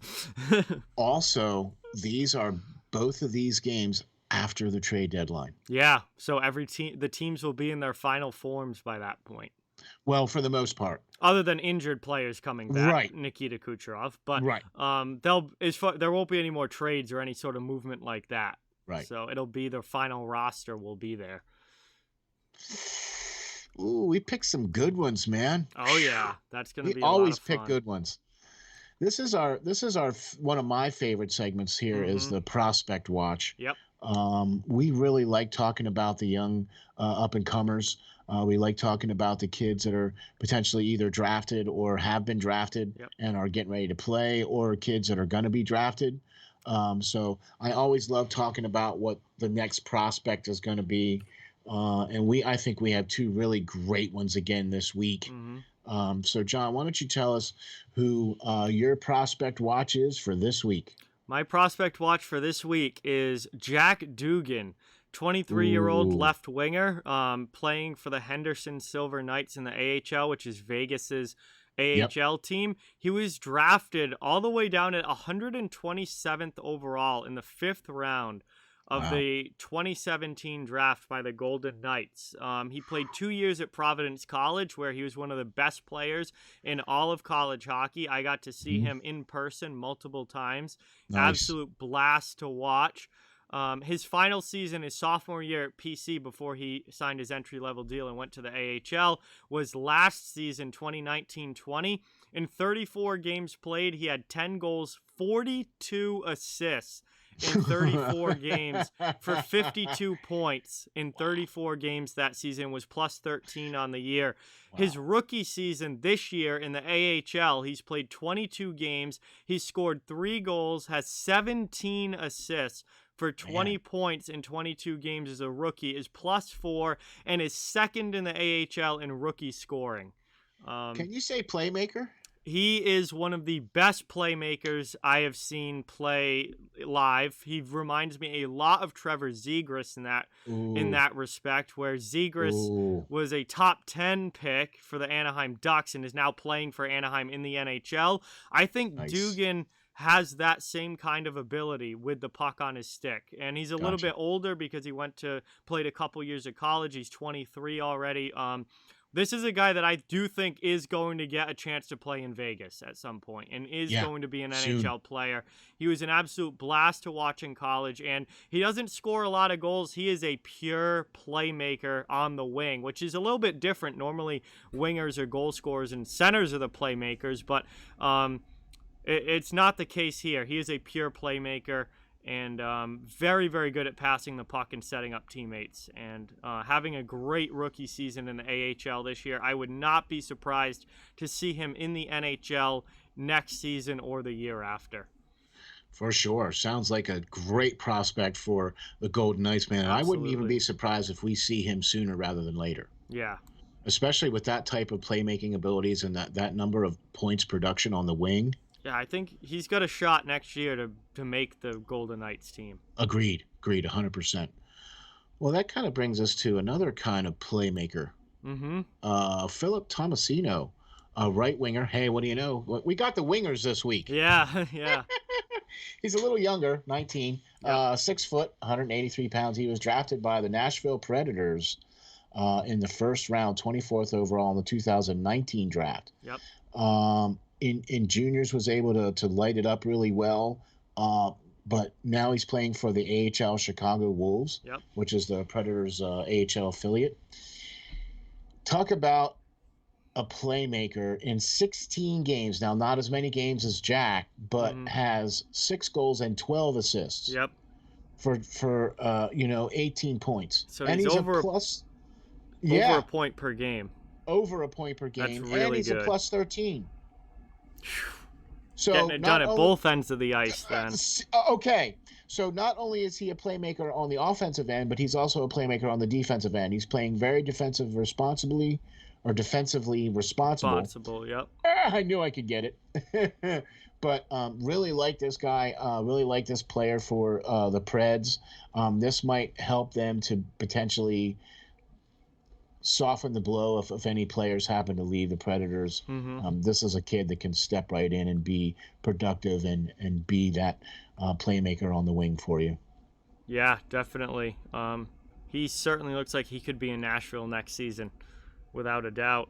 Looking at the way that he's played in the AHL so far. Yeah, and he's got that height, and he's got a little bit of thickness to him as well too, so he can take. And he's only 19. He's still going to continue to grow into yeah. that body as well. Exactly. Really, really good player there in the Pred system, and Philip Tomasino. So that is our prospect watch for this week. I had Jack Dugan, a left wing for the Henderson Golden Knights, playing in the AHL, Vegas's AHL team, and Steele has Philip Tomasino, a right wing, playing for the Chicago Wolves in the AHL, Nashville Predators prospect. So a couple of great ones there.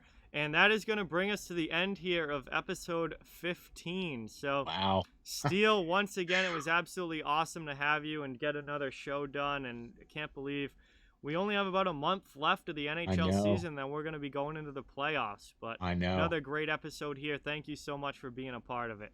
You got it, man. Appreciate it. got to be checking this guy out. Be following John from Off the Wall Hockey. You can check everything out at www.steelflyers.com/links/off the wall hockey.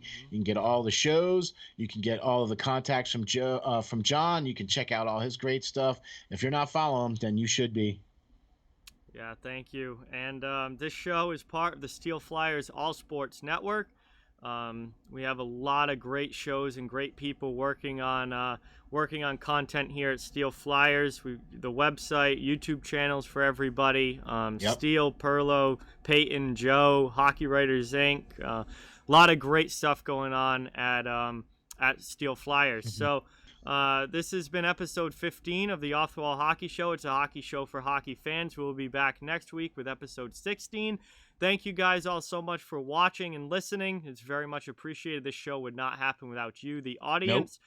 And we're all really, really appreciative of each and every one of you who support the show. And we'll be back next week with episode 16. We'll have a whole other week of great NHL action to talk about. But that's going to do it for this one, guys. See you later.